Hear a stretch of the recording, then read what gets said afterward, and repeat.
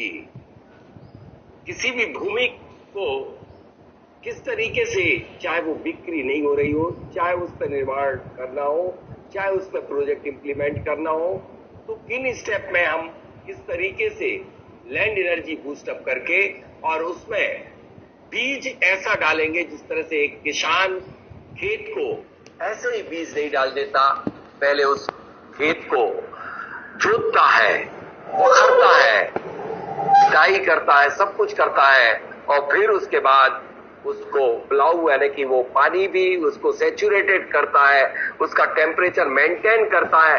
तदुपरांत बाद वह उसमें बीज श्रेष्ठ मुहूर्त में रोपित करता, वो भी श्रेष्ठ मुहूर्त में, स्थिर लग्न में। ये देखता है कि किस दिन हमें बीज का वमन करना है और उसी दिन।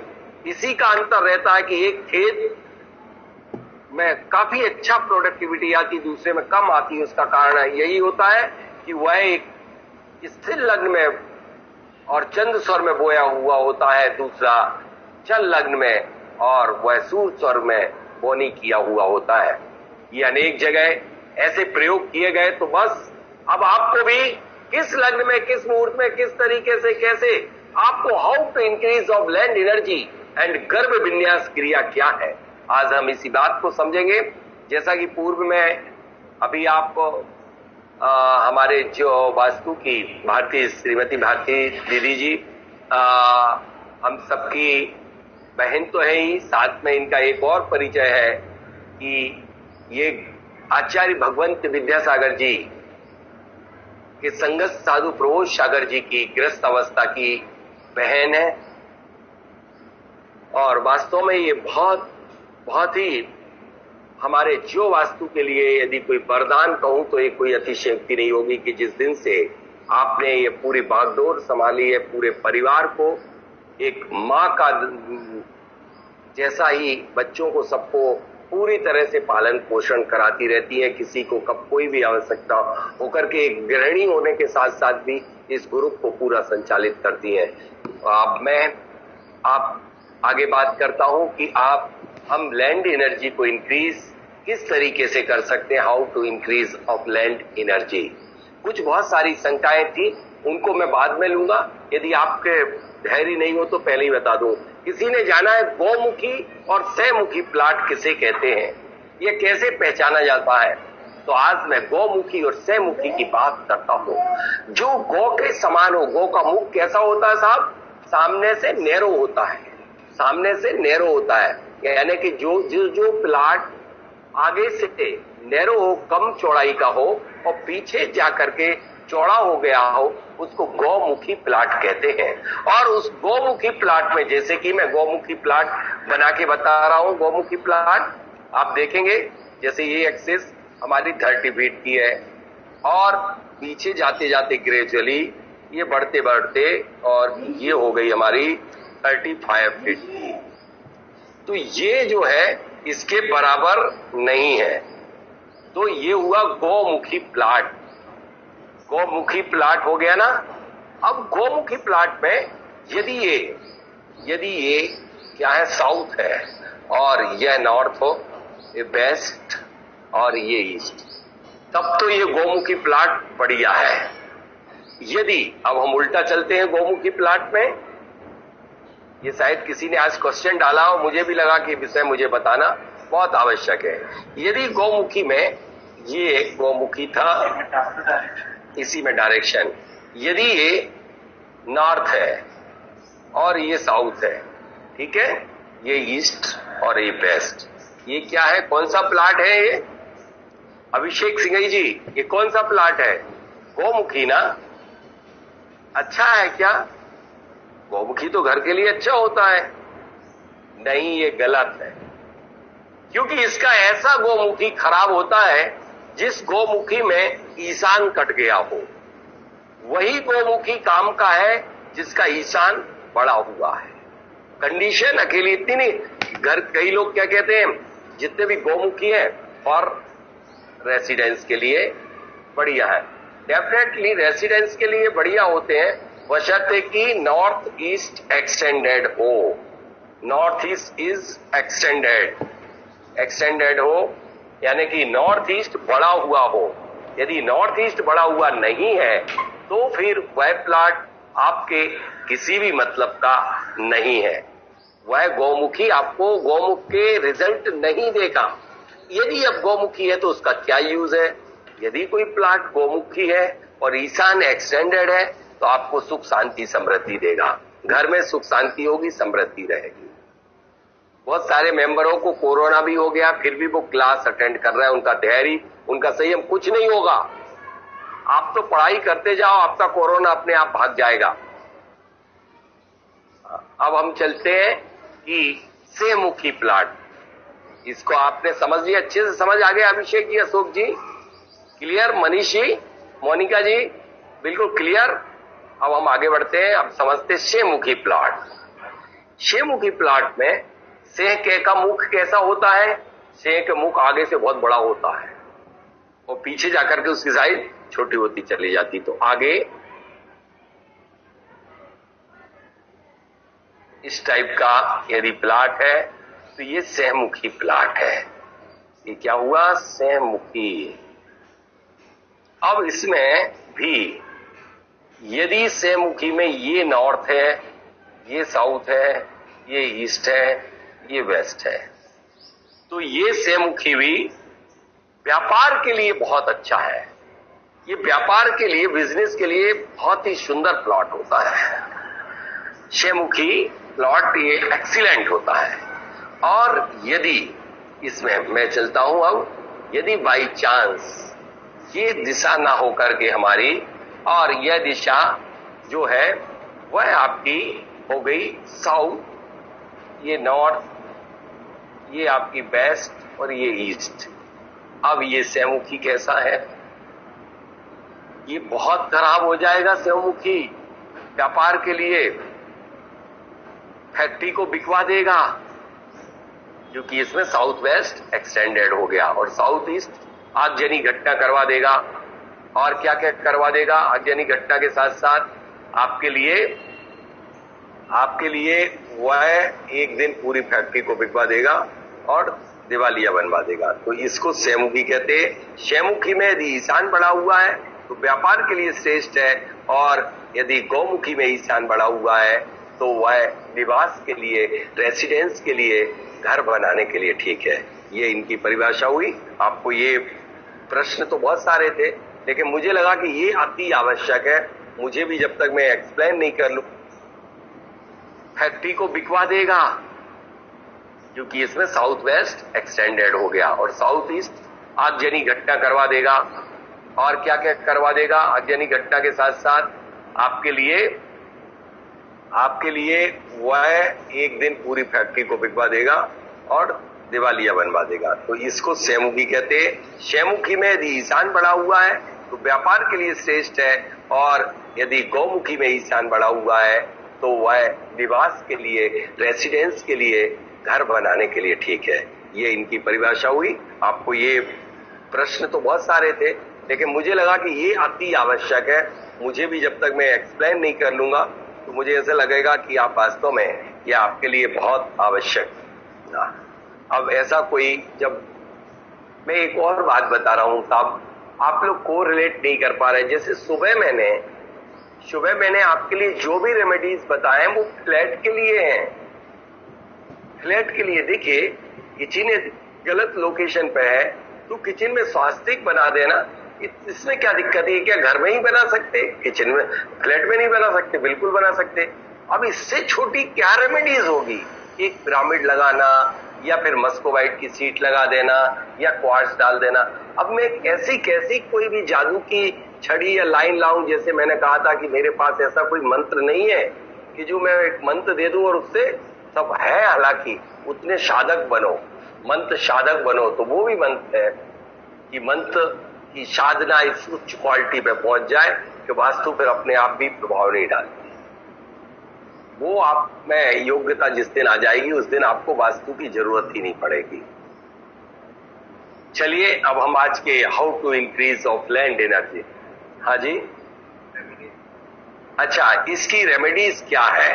रेमेडीज मैंने, भगवान, रेमेडीज इसकी वही तो है यदि साउथ वेस्ट बढ़ा हुआ है तो फिर हम क्या करेंगे, सेमुखी को इस राइट एंगल में एक प्लिंथ बीम बना करके इसमें ऐसे, इस प्लॉट को हमने फिर क्या किया, इसको मैंने क्या कर लिया, ये कलर कहां पर है, हाँ ये हमारा प्लॉट जो हो गया पूरी तरह से ये राइट एंगल हो गया, ठीक है, ये राइट एंगल हो गया। और ये जो बचा, ये आपका जो बचा ये वाला, इसको हमने प्लिंथ बीम डाल के अलग कर दिया, इसमें कुछ शॉप निकाल दी अलग से, भले ही ये दीवार तो रहेगी, ये दीवार जो है हमारी, इसमें से दरवाजा भी हम मस्कोबाइट डाल के और इसमें दरवाजा दे देंगे, लेकिन हमारे क्या ये पूरी तरह से ये राइट एंगल हो गया, ठीक है, ये राइट एंगल हो गया। और ये जो बचा, ये आपका जो बचा ये वाला, इसको हमने प्लिंथ बीम डाल के अलग कर दिया, इसमें कुछ शॉप निकाल दी अलग से, भले ही ये दीवार तो रहेगी, ये दीवार जो है हमारी, इसमें से दरवाजा भी हम मस्कोबाइट डाल के और इसमें दरवाजा दे देंगे, लेकिन हमारे करंट का फ्लो ऐसे राइट एंगल बहना शुरू हो जाएगा, ठीक है ना साहब, ठीक, ये रेमेडीज हुई, current flow at right angle, ठीक है। अब हम चलते आगे और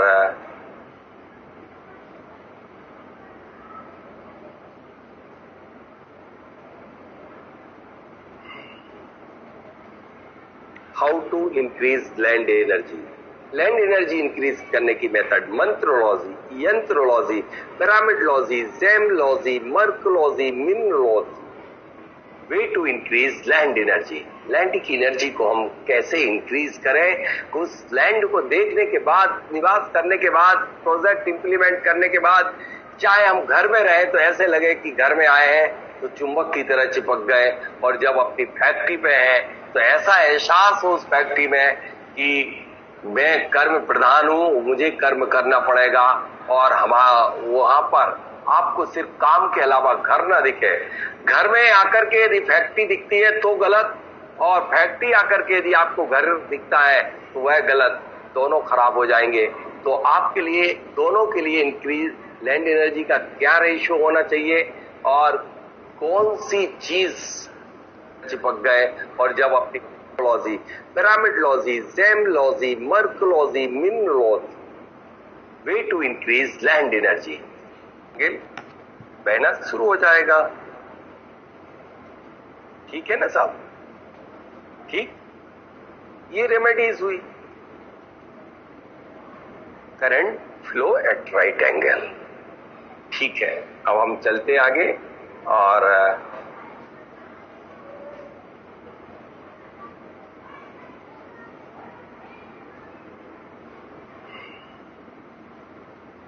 how to increase land energy, land energy increase करने की मेथड, मंत्रलॉजी, यंत्रलॉजी, पिरामिडलॉजी, जेमलॉजी, मर्कलॉजी, mineralogy, way to increase land energy, land की एनर्जी को हम कैसे इंक्रीज करें, उस लैंड को देखने के बाद, निवास करने के बाद, प्रोजेक्ट इंप्लीमेंट करने के बाद, चाहे हम घर में रहे तो ऐसे लगे कि घर में आए हैं तो चुंबक की तरह चिपक गए, और जब अपनी फैक्ट्री पे हैं तो ऐसा एहसास हो उस फैक्ट्री में कि मैं कर्म प्रधान हूं, मुझे कर्म करना पड़ेगा, और वहां पर आपको सिर्फ काम के अलावा घर ना दिखे। घर में आकर के यदि फैक्ट्री दिखती है तो गलत, और फैक्ट्री आकर के यदि आपको घर दिखता है तो वह गलत, दोनों खराब हो जाएंगे। तो आपके लिए, दोनों के लिए इंक्रीज लैंड एनर्जी का क्या रेशियो होना चाहिए, और कौन सी चीज आपके लिए उस एनर्जी का पीस रोपित करवाती है, वह हम चलते हैं। और डिफरेंट मेथड, ऑलमोस्ट मेथड का हल्का हल्का पार्ट मैंने सभी को टच कर लिया है, लेकिन आज मैं इसमें पूरा आपके लिए एनर्जी इंक्रीज करने की मेथड बता रहा हूं। मंत्रलॉजी, किसी भी भूमि को जागृत करने के लिए फ्लैट वाले फिर आप अलग से क्वेश्चन पूछोगे मंत्रलॉजी। पहले अभी एक बार पूरी एक्सप्लेन कर दूं। ये मंत्रोलॉजी, मंत्रों के उस स्थान पर बैठ करके जाप कर रहे देना। लोग देखे हुए मंत्रों के जाप कर रहे हैं। यहाँ पर यहाँ के ही वास्तविक स्टूडेंट है जो उस स्थान पर बैठ करके जाप कर रहे हैं। और जाप कौन से? सुगंधित धूप के माध्यम से भूमि को जागृत करने की। क्या है भूमि जागृत? आज ग्रुप में डाल दिया गया। ओम उच्चारण आना चाहिए आपको। ओम ह्राम, ह्राम निकलेगा मणिपुर चक्र से, ह्रीम अनाहत चक्र से, ह्रोम विशुद्धि चक्र से, हरऊ आज्ञा चक्र से, हरा सहस्र चक्र से। ओम ह्राम ह्रीम ह्रोम हरऊ हरा मम भूमि क्षेत्र दरिद्रीम जागतावस्थायाम कुरु। यदि आप 11,000, 21,000, 51,000, 1,00,000 या फिर मिनिमम 5100 जाप वहां पर कर लेते हैं इस धूप और गाय के घी के शहद, तो वह भूमि नेचुरली वहां पर बहुत ज्यादा जागृत हो जाती है। अब दूसरा मिनरलोजी, उस भूमि में यदि क्वार्ट्ज, तांबा सिंदूर, सर्पेंटीन, ऑब्सिडियन, लेपिस लेजुली ये मिनरल्स यदि डाल दिए जाते हैं तो भूमि का मिनरल कॉम्पोजिशन भी चेंज हो जाता है। यह हम अलग अलग दिशाओं में डालते हैं। क्वार्ट्ज मेथड, वुड क्वार्ट्ज, अब इसमें एक एक मेथड आपको बताई जा रही है। सुबह मैंने आपको डिटेल में बता दी थी, फिर से प्रैक्टिकल भी करके बता दिया था। Put quartz in all 4 corner of plot, put quartz under each column, put quartz in flooring, can be put anywhere, आप कहीं भी डाल सकते। वी फाइंड एनर्जी डिस्टर्ब और एनी वास्तु दोष, कोई भी वास्तु दोष, कोई भी जोन कहीं का कहीं बन गया हो तो भी उसमें आप क्वार्ट्ज डाल सकते। Quartz can be keeped in a bowl with water in any room, कोई भी रूम में यदि आपका बना, ये फ्लैट वालों के लिए है, यदि वो तोड़ फोड़ नहीं चाहते या रेंटेड में है तो quartz can be kept in a bowl with water in any room. ठीक है, समझ आ गया? अब मैं सिर्फ यहाँ पर ज्यादा टाइम नहीं लूंगा क्योंकि मिनरल्स बहुत सारे हैं और मैं मिनरोलॉजी वाला हूँ। तो एमिथिस्ट एडिक्शन, किसी को किसी चीज का एडिक्शन हो जाए तो उसके लिए अपने पलंग के पास में एक एमिथिस्ट रखवा दीजिए तो उसको बहुत बढ़िया रिजल्ट मिलेंगे एडिक्शन। अब अंबर, कॉन्फिडेंस जब लूज हो जाता है, बहुत सारे लोग अंबर का पेंडेंट बना लेते हैं। यदि उनका कॉन्फिडेंस लूज हो रहा है तो आप पलंग के राइट हैंड साइड पे, अपने पलंग से राइट हैंड साइड पे जो आपकी कवर्ड या सपोर्ट के लिए रखा रहता है उस पर, स्टूल पे, उस पर रख लीजिए कॉन्फिडेंस, या आप अपने ऑफिस में रखिए कॉन्फिडेंस बढ़ाने के लिए अंबर। अमेजोनाइट, अमेजोनाइट जो क्रिएटिविटी, यदि आपको क्रिएटिविटी में कमजोर हो रहे हैं तो आप अपने बिजनेस की टेबल पे क्रिएटिविटी के लिए जरूर रखें, क्योंकि क्रिएटिविटी होगी तब बिजनेस में भी क्रिएटिविटी आएगी। एवेंचुरिन, एवेंचुरिन बहुत बहुत ही बढ़िया मिनरल है। एवेंचुरिन ये इमोशनल बैलेंस कर देता है। जो इमोशनल लोग होते हैं, मतलब बहुत ही जरा में ही उदास हो जाते हैं, रोने लग जाते हैं, उन्हें खोए खोए से रहते हैं, तो फिर डिप्रेशन, ठीक है, डिप्रेशन ही तो कोई मतलब उदास बने रहते हैं और धीरे धीरे डिप्रेशन के जोन में पहुंच जाते हैं, मोड में पहुंच जाते हैं। तो एवेंचुरिन को अपने सैन कक्ष में बैठ के सिराने पे रखें, या फिर इनको हम क्या करवाते हैं, सारे मिनरल्स यदि किसी की वो होती है क्षमता तो हम भूमि में ही डलवा देते और 100 ईयर तक ये काम करते हैं।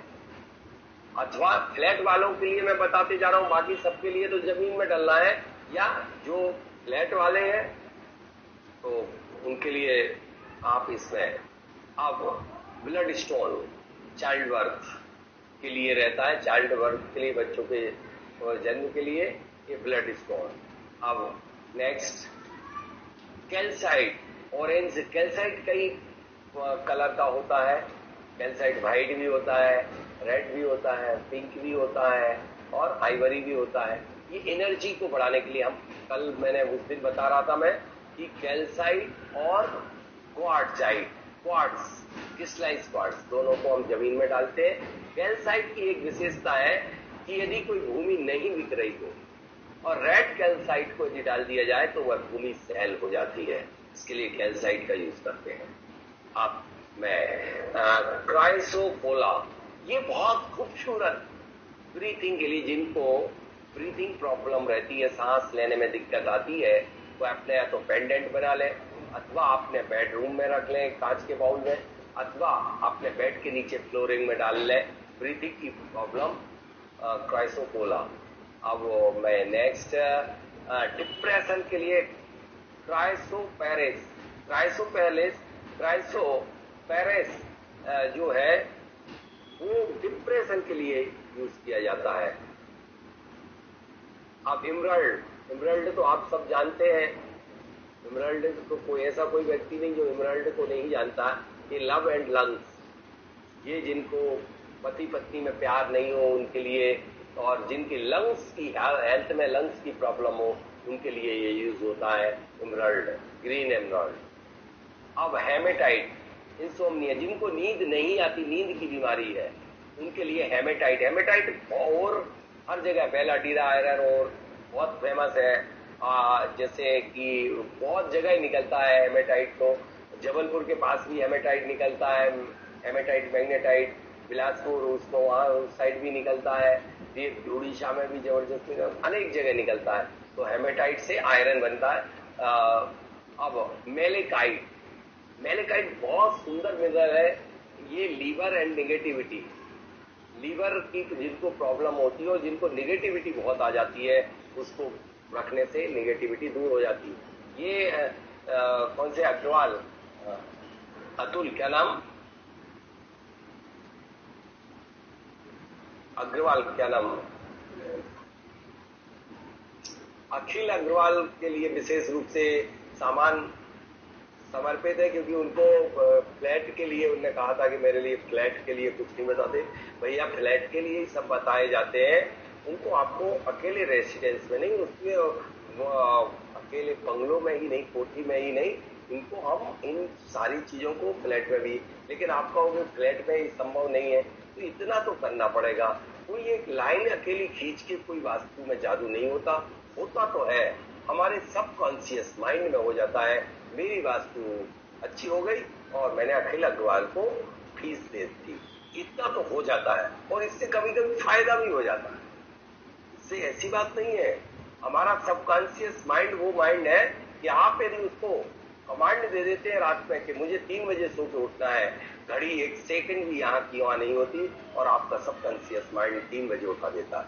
इसलिए सबकॉन्शियस माइंड में आप मैसेज दे दो कि मेरे आज के बाद तो दे ही देना, मेरे घर के समस्त वास्तु दोष दूर हो गए, कोई वास्तु दोष दूर, कोई भी दोष नहीं है। तो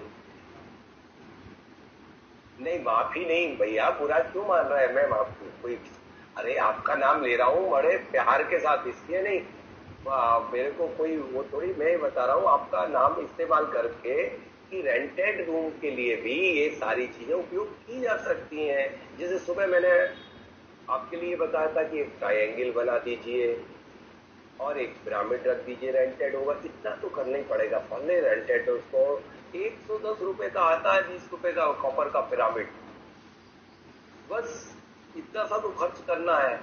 वो आप पट्टी भी लाओगे तो उतने की आएगी। अब वो पट्टी का सिस्टम, मैं पट्टी वाला नहीं हूं, हो सकता पट्टी भी काम करती है, सबकॉन्शियस माइंड में तो करती है।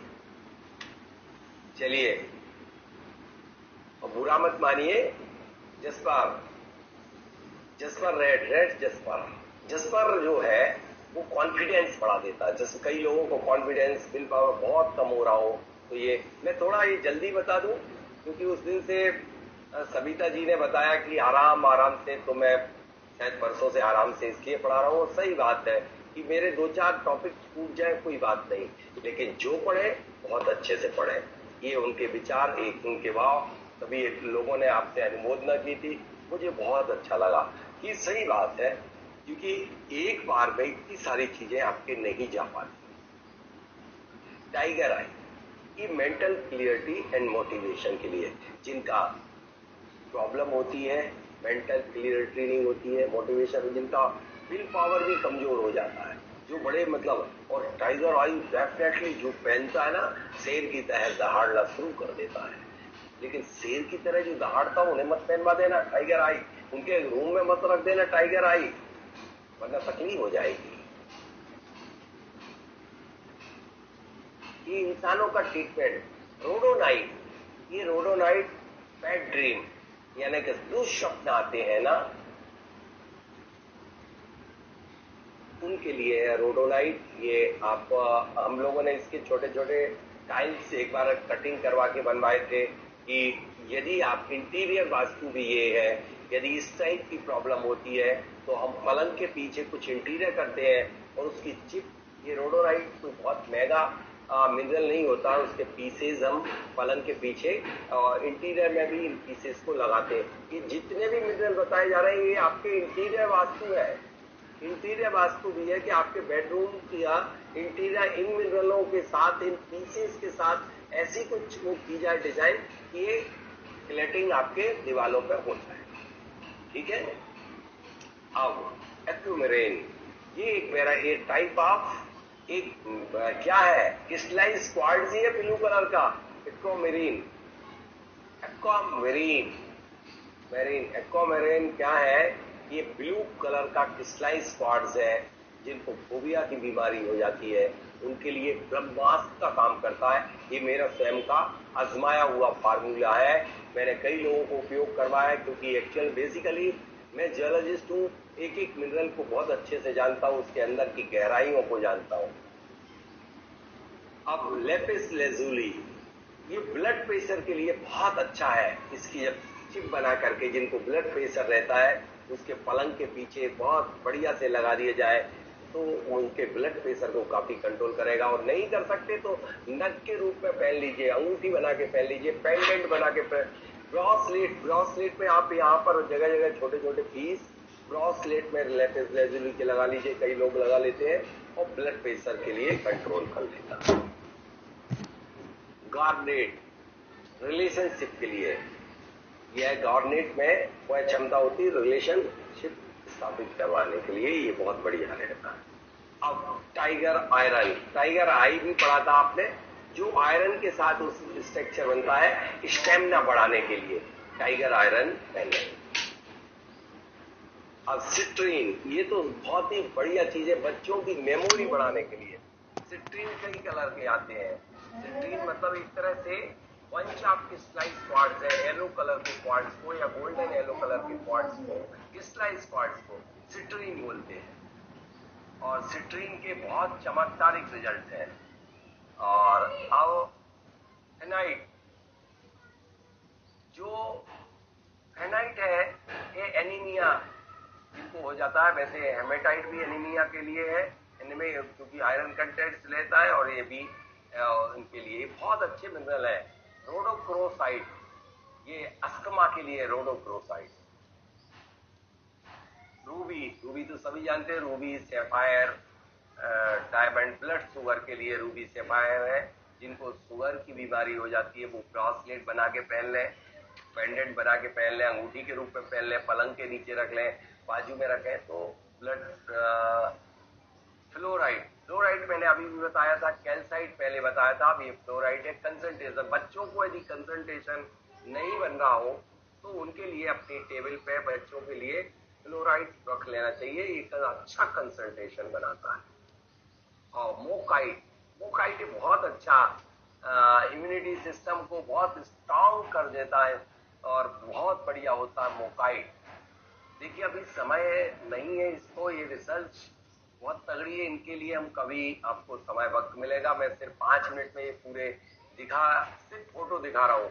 मैं आपसे ये उम्मीद भी नहीं कर रहा हूँ कि आप इनके बारे में बहुत जान लें, क्योंकि मैं जिस स्पीड में पढ़ा रहा हूँ, क्योंकि ये सिर्फ 5 दिन में यही पढ़ाए जाते हैं, इनसे पूरे उपचार किए जाते हैं, वास्तु दोष दूर किए जाते हैं, हेल्थ ठीक की जाती है, सिर्फ मिनरलॉजी से। मिनरल से देखिए आपने बहुत थेरेपी पढ़ ली है, एरोमा थेरेपी भी पढ़ी, अल्केमी थेरेपी भी पढ़ी, हाँ। अब ये थेरेपी आपकी जो है वो है मिनरल थेरेपी। मिनरल थेरेपी बहुत स्ट्रांग थेरेपी है। इमोपाई जो है इम्यूनिटी सिस्टम को बढ़ाता है। अब नेक्स्ट थर्ड मेथड है यंत्रलॉजी। यंत्रलॉजी में कई प्रकार के यंत्र आप भूमि में पुट करते डालते हैं, उनसे उनकी ऊर्जा में अभिवृद्धि होती है। उसमें कई प्रकार के सामान्य स्वास्तिक है। मरकरी का स्वास्तिक, कॉपर का स्वास्तिक, जनरल स्वास्तिक, सिल्वर का स्वास्तिक, गोल्ड का स्वास्तिक और ब्रास का स्वास्तिक, ये हम शिलान्यास में भी डालते हैं। लेकिन नंदावर स्वास्तिक एक ऐसा स्वास्तिक है, नंदावर स्वास्तिक एक ऐसा स्वास्तिक है नहीं। और स्फटिक मणि का स्वास्तिक, ये स्वास्तिक आप देख रहे होंगे स्फटिक मणि का, स्फटिक मेरे हाथ में है, ये आप देख रहे होंगे एक मरकरी स्वास्तिक। ये स्फटिक मणि स्वास्तिक सीधा दिख रहा, उल्टा दिख रहा, उसमें सीधा दिख रहा होगा ना आप लोगों को। मुझे ये स्फटिक मणि का स्वास्तिक है, ये जबरदस्त ऊर्जाओं की वृद्धि करता है। में सभी प्रकार के यंत्र हैं। ये मरकरी का स्वास्तिक, ये बहुत बढ़िया एनर्जी बढ़ा देता है। अब इन साधारण स्वास्तिक के बाद silver and gold, silver gold का भी छोटा सा भले आधा ग्राम का बनवाओ, लेकिन अपने गर्भ विन्यास में जरूर डालो, उससे बहुत जबरदस्त एनर्जी इंक्रीज होती है। अब इनके बाद आता है नंबर नंदावर स्वास्तिक का। ये नंदावर स्वास्तिक है, ये नंदावर स्वास्तिक है, ये त्रिधातु का, ये आपको दिखाया जा रहा है चांदी का, सिल्वर का, ये नंदावर देख पा रहे हैं आप।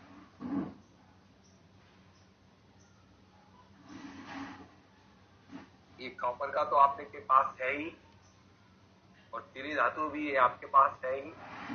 ये क्या है, ये कैसे जमीन को बूस्ट कर देते हैं? ये जमीन को बूस्ट ऐसे करते हैं कि जमीन के गर्भ में जब जाते हैं तो नंदावर स्वास्तिक सिर्फ जियोपैथिक भूमि के अंदर की एनर्जी को बढ़ाने के लिए सबसे ज्यादा प्रभावी है। जब मैं भूटान में गया, भूटान में मैंने देखा, राजा के यहाँ विजिट किया, तो उनके यहाँ पर ऊपर करीब 10 फीट ऊंचाई पर चारों तरफ दीवार में नंदावर बनाए गए थे। मैं देख के बहुत खुश हुआ, अरे नंदावर, ये तो गजब की बात है। ऐसा दृश्य मैंने भारत में कहीं नहीं देखा था। शायद आप जानते होंगे कि भूटान एक इकलौता पूरे विश्व का सबसे पीस देश है, सबसे शांत देश है। ये पीस का सिंबल है। ये अर्थ को, अर्थ एलिमेंट को रिप्रेजेंट करता है, और चांदी आपके लिए शांति देती है। चांदी मन का कारक है। तो वहां जब राजा के यहाँ कई हजारों की संख्या में बने थे, जब राजा सुखी तो प्रजा भी सुखी होती है। तब मैंने वहां के बाद मैं काफी इंस्पायर हुआ, और मैं पहले उपयोग करता ही था। उसके पहले मैंने पुस्तक लिखी दी थी, ये बात मेरी 2016 की है। वास्तु दर्शन मेरी प्रकाशित हुई थी 2015 में। लेकिन उसके बाद मेरा श्रद्धान कई गुना बढ़ गया, और हर प्रोजेक्ट में मैं नंदावर स्वास्तिक बहुत डलवाता हूँ, लेकिन नाभि के नीचे नहीं, ऊपर, और जमीन में भी 6 फीट नीचे। इससे भूगर्भी ऊर्जा, भूमि के अंदर की ऊर्जा अत्याधिक वृद्धि कराता है।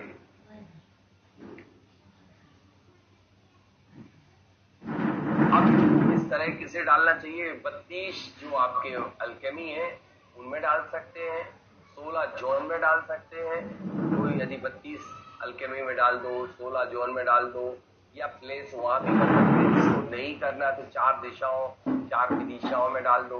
किसी को इतने भी नहीं डाल सकते, 4 दिशाओं में डाल दो। इतना भी नहीं कर सकते तो गर्भ विन्यास जब शिलान्यास करो उसके अंदर एक ही डाल दो। इस तरह से हम डालते हैं। लेकिन जब कभी बने बनाए मकान और फ्लैट में कैसे डालें, मैं तुरंत याद आ जाती है मुझे आप सबकी, कि बने बनाए फ्लैट में कैसे डालेंगे। यदि बन गई दुकान, बन गई फैक्ट्री, बन गया फ्लैट या बन गया घर, आप नाभि से ऊपर जिस भी कक्ष में डालना है, जरा सा कटर से कट करो अपनी दीवार को और इंसर्ट कर दो हॉरिजेंटली उसको तो इंसर्ट करके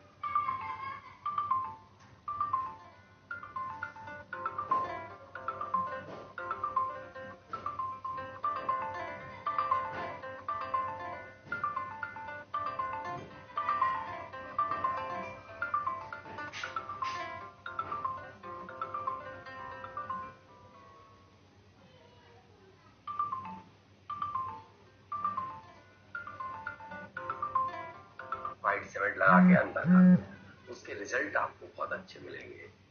अब हम और आगे चलते हैं। ये एंथ्रोलॉजी के बाद पिरामिडोलॉजी आपने पूरी तरह से समझ ही ली थी, इसको मुझे अब समझाने की कोई जरूरत है नहीं। जेमलॉजी अनेक रत्नों को किन किन दिशा में कौन ग्रह वास है उस ग्रह का हम उसके नीचे एक गर्भ में कैसे रखते हैं, पिरामिड के नीचे एक एक रत्न रख देते हैं। वह हम आपको एक बार इसमें दिखा रहे हैं किस दिशा में कौन से रत्न रखना चाहिए। ये ईशान में जो है वो स्फेयर यानी कि पुखराज रख देना चाहिए, ये गुरु को रिप्रेजेंट करता है। साउथ ईस्ट में डायमंड रख देना चाहिए और साउथ वेस्ट में कैटाई राहु और केतु, और नॉर्थ वेस्ट में पर्ल या रूबी। अब नॉर्थ में क्या रखना चाहिए, पन्ना, साउथ में माणिक, ईस्ट में माणिक और साउथ में मूंगा और वेस्ट में ब्लू सैफायर यानी कि नीलम। ये चार दिशाओं के मैंने आपके लिए बता दिए। अब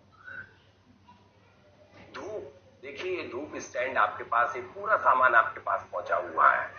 ये लैंप है, लैंप के कंपोनेंट है पूरे आपको दिखाए जा रहे हैं, और इसमें गाय का घी के साथ यदि आप कच्ची मिट्टी में ये लैंप ही अकेला जलाते रहते हैं 1 माह तक, तब भी वह भूमि पूरी सुगंधित हो जाती है और उसकी मिट्टी के सारे पार्टिकल्स निकल के दूर हो जाते हैं। यदि बने बनाए फ्लैट में भी हम प्रतिदिन चूंकि इसमें ये यदि आधा घंटे पौन घंटे दीप जला रहे हैं तो ईशान को अंदर भी जला सकते हैं। अखंड ज्योत बस नहीं जलती ईशान में, बाकी जला सकते हैं। तो आप अपने पूजा के स्थल पर रख करके ये जलाएं प्रतिदिन, तो पूरी अपने आप एनर्जी बूस्ट हो जाएगी उस घर की, उस दुकान की, उस फैक्ट्री की, किसी भी स्थान की।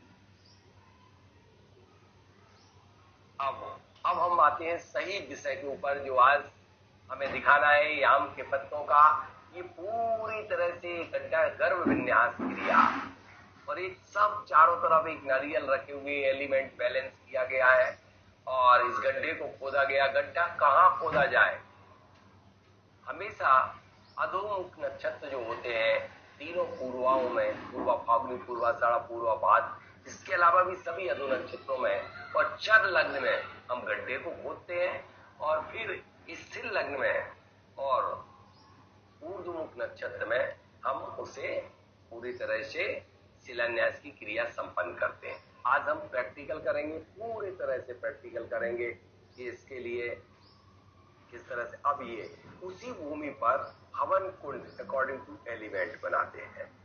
देखिए पहला कुंड वो बना हुआ है आगे, सबसे आगे गोलाकार, दूसरा कुंड चतुर्भुजाकार पृथ्वी तत्व का, तीसरा अग्नि तत्व का। इन सब कुंडों की आय हमेशा ही 2 ही होना चाहिए। ये हेक्टर में बनाए गए थे, और हम लोग इसमें मंत्रों के जाप और हवन करने से पूरी मिट्टी अपने आप अभिमंत्रित हो जाती। कौन से मंत्र जो मैंने बताया, ओम ह्राम ह्रीम ह्रूम हरम हरा मम भूमि क्षेत्रे हरिद्रिम जागता अवस्थायाम कुरु। इसके जितने भी जाप हो, या फिर मम की जगह उस व्यक्ति का नाम लीजिए जिसकी भूमि है। अब ये हवन कुंड के रंग बता दिए गए हैं कि त्रिकोण में आप हमेशा रेड या पिंक है, और पीले में आप पीला रंग उपयोग करोगे, और आकाश सबसे ये व्हाइट तरह से। अब ये शिलान्यास करके दिखाया जा रहा है कि ये नंदावत स्वास्तिक बनाना चाहिए रंगोली से, और 5 ये रंग दिख रहे हैं आपको पंच परमेष्ठी पंच तत्वों का संतुलन करने के लिए। ये दीपक जला के रख दिए गए हैं। ये एक पिरामिड स्वास्तिक रख दिया गया है। फिर इसके ऊपर शिलान्यास 9 पिरामिड ये रख दो, या फिर ये नंदा स्वास्तिक पिरामिड रख दो। फिर इसके ऊपर शिलान्यास करते हैं, शिलान्यास की क्रियाएं संपन्न करते हैं। ये दिल्ली का नोएडा का नहीं, गाजियाबाद का एक एग्जाम्पल है।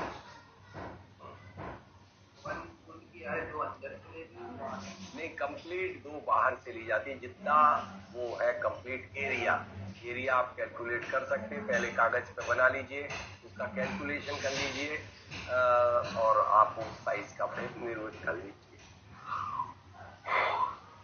ये सब सामान आपको दिखाए जा रहे हैं। आज अभी मैंने इसमें ये शिलान्यास के सभी सामान क्या क्या कंपोनेंट लगते हैं।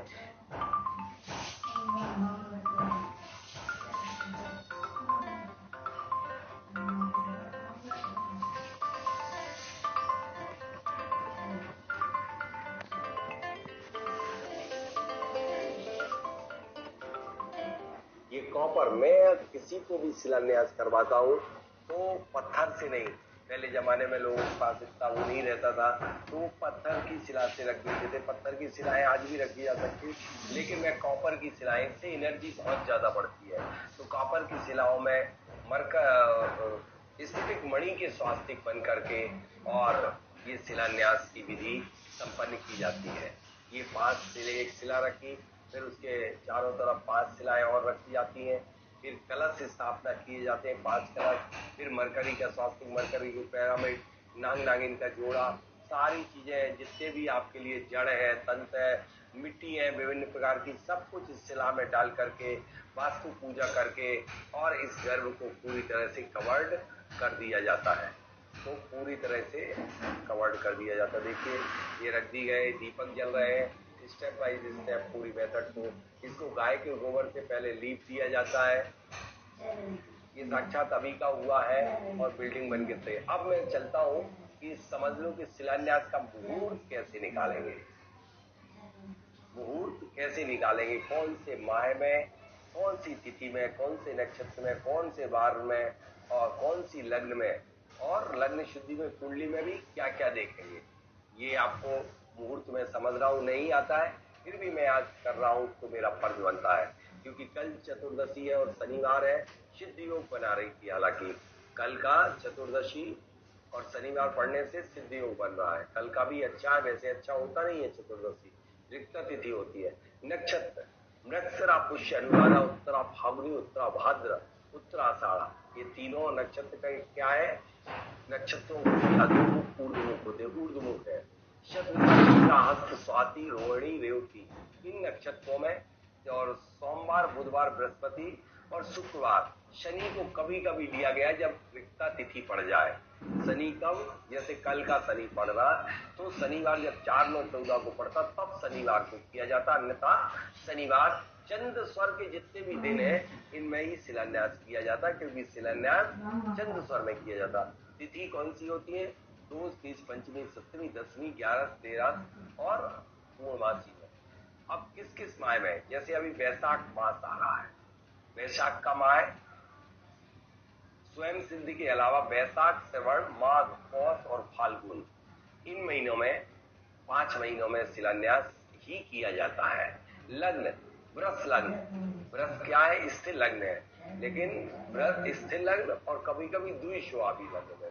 तो ये 2, 3, 5, 6, 8, 9, 11, 12 लग्न। अब लग्न शुद्धि, शुभ लग्न से क्या है, आप उस समय की, जिस समय आप शिलान्यास कर रहे हैं, गर्भ विन्यास कर रहे हैं, उस समय की कुंडली बनाइए। बहुत इंपॉर्टेंट पॉइंट है, सारा खेल इसका है, लोग कोई ध्यान नहीं देता है। कभी भी पंडित से पूछा, हाँ उस दिन कर लो, अरे भगवान उस दिन भी आप उस दिन की कुंडली तो बनाओ। यदि मैंने, जैसे आपके जन्म की कुंडली बनाई जाती है ना, जिस समय आप शिलान्यास कर रहे हैं उस पर्टिकुलर टाइम की कुंडली तैयार की जाती है, और उस कुंडली में 1, 4, 7, 10 जो केंद्र होते हैं, यानी पहला house, 4th house, 7th house, 10th house, ये क्या कहलाते, केंद्र। और ये 5 और 9 ये त्रिकोण में 5वां और 9वां स्थानों में पाप ग्रह के स्थानों में, शुभ लग्न से स्थानों में ये क्या शुभ ग्रह होना चाहिए, इनमें शुभ ग्रह होना चाहिए। केंद्र में शुभ ग्रह और त्रिकोण में शुभ ग्रह, और 3, 6, 11 स्थानों में भी शुभ होना चाहिए। पाप ग्रह 3, 6, 11 में स्थानों में शुभ होते हैं। यदि पाप ग्रह बैठे हो तीसरे घर में, छठवें घर में और 11वें स्थानों में। तीसरा आप समझ रहे होंगे पराक्रम का है, छठवां शत्रु का है, 11 आय का है। इसमें शुभ बैठे हो या अशुभ बैठे हो, जो भी 11वें में बैठे हो शुभ होते हैं। और 8, 12 मृत्यु और वैभव स्थानों में कोई ग्रह नहीं होना चाहिए। ये कुंडली आपको बनाना चाहिए ऐसे लग्न की। तो ये लग्न की कुंडली आपका भविष्य बताएगी। यदि आप जिस समय शिलान्यास कर रहे हैं उस समय यदि आपके ये केंद्र में 4, 7, 10 में यदि चंद्रमा बैठा है, गुरु बैठा है, बुध बैठा है, मजे आ जाएंगे। बिना पैसे के भी मतलब पैसे का अपने आप इंतजाम होगा, बारिश होगी। तो एक कुंडली तो बनाओ उस समय की।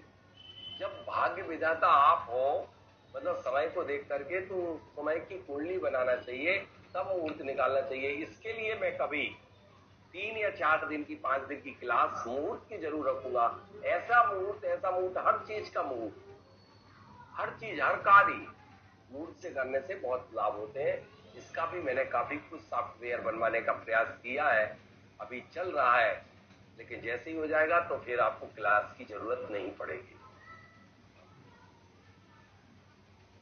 अब हम चले, शिलान्यास की इजाजत है तो मैं शिलान्यास के लिए चलता हूं। आपने मुझे शिलान्यास के लिए बोला तो है ही नहीं, शिलान्यास करें। किसके घर का कर दूं शिलान्यास, किसको करवाना? सबके घर का कर देता हूं आज, ठीक है। जिन घरों के शिलान्यास गलत मुहूर्त में, गलत विधि से, गलत स्वर में हो जाते हैं, कितनी अच्छी वास्तु बना लो, लेकिन वह आपके लिए परेशानी हमेशा बनी रहती है। आप वास्तु विजिट करके दोष ढूंढते रह जाएंगे, दोष कुछ नहीं मिलेंगे, लेकिन व्यक्ति परेशान रहेगा, आप समझ ही नहीं पाएंगे। फिर क्या करेंगे?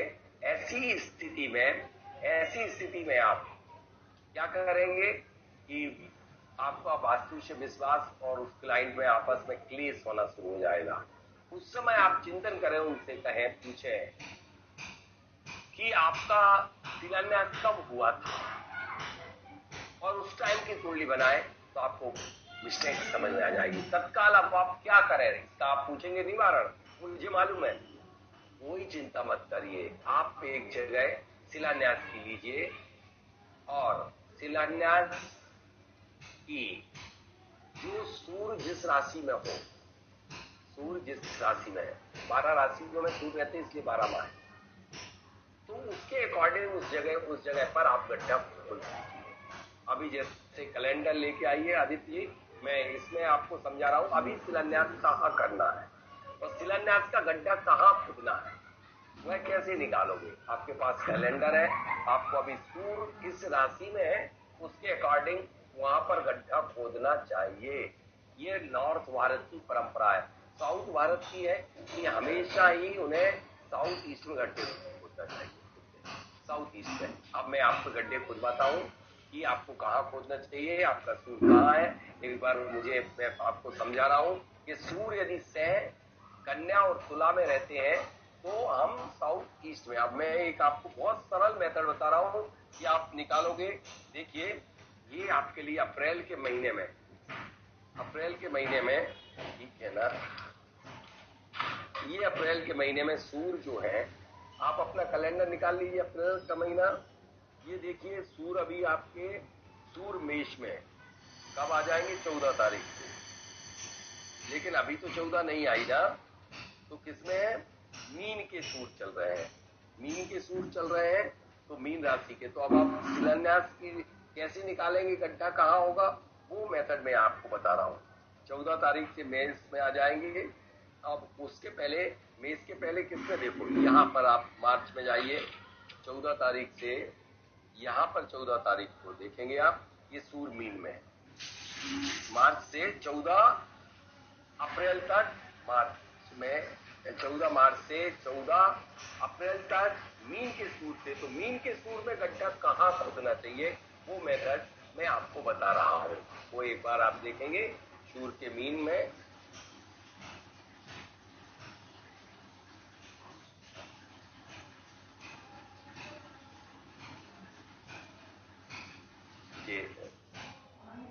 देखिए, बहुत सरल मेथड बता देता हूँ, समझना चाहते हैं आप लोग ये कि कैसे निकालेंगे गड्ढा कहाँ होना। सौरभ जी का तो सब चढ़ने लगा कि कहाँ की ये मेथड नहीं आ रहा ना समझ में। ज्योतिष है, बिल्कुल नहीं आ रहा, फालतू बात कर। 1% नहीं आ रहा, मैं चेहरा देख के समझ सकता हूँ। 1% भी कैसे निकालेंगे? सैनी जी, आपको मालूम है ज्योतिष आता है? आता नहीं आता? चलिए एक मैं मेथड बता देता हूं आपको, बहुत आसान होगा, बहुत ही आसान।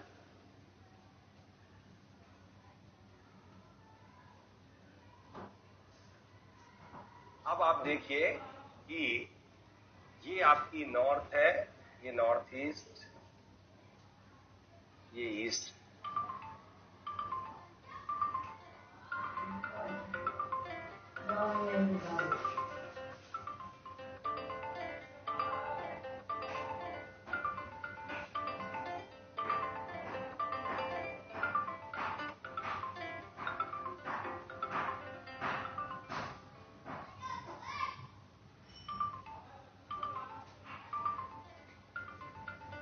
डायरेक्शन ये south east, south, south west, west, north waste.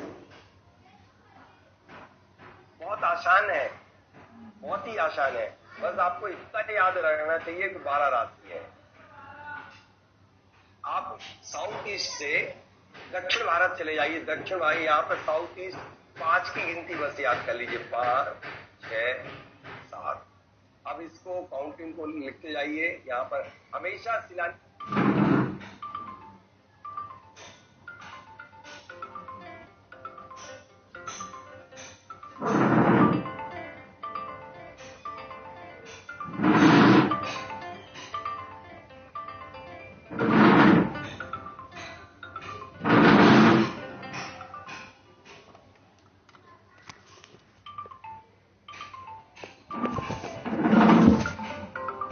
कहां पर होता है?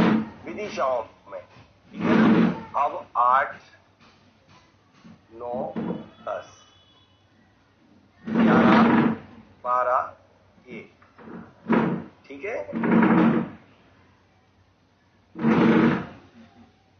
ठीक है ना? ये तो सभी को आ ही जाएगा ना। अब इसके बाद 2, 3, 4, ठीक है?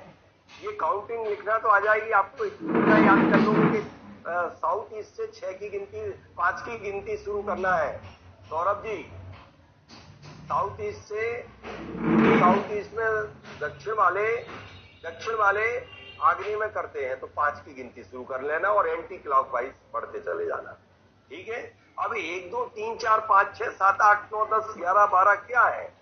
1 मतलब मेष, 2 मतलब वृष, 3 मतलब मिथुन। इतनी तो याद कर ही लो भैया, वास्तुविद बनना।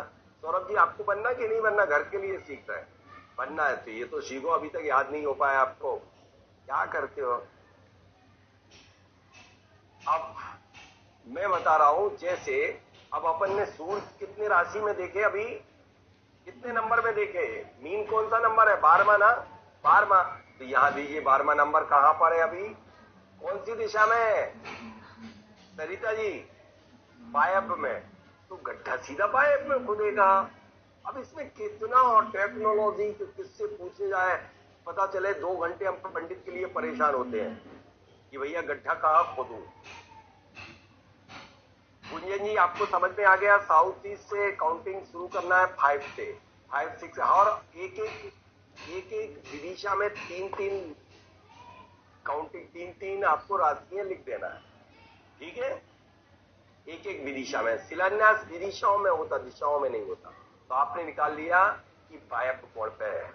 अब मैं एक बार मेथोडोलॉजी पूरी फिर से बता रहा हूं, फिर आपको आज यदि आपको शिलान्यास समझ में आ गया, यानी कि वह बीज, जिस बीज के लिए आप सभी लोग, जो बीज यदि सही डल जाता है तो निश्चित रूप से बहुत बड़ा काम बन जाता है। और वह बीज यदि गलत समय में, गलत विधि से, गलत स्वर में डलने पर सारी बात फैल हो जाती है। तो हम क्या करेंगे भूमि पे? शिलान्यास के पूर्व, शिलान्यास के लिए तैयारी कैसे करें? शिलान्यास के लिए भूमि को निसल्ल कर ले, भूमि को साफ सुथरा कर ले। यदि हड्डी वड्डी हो तो भी निकाल के अलग कर ले। भूमि की मिट्टी 3 फीट 4 फीट खोद के फेंक दे।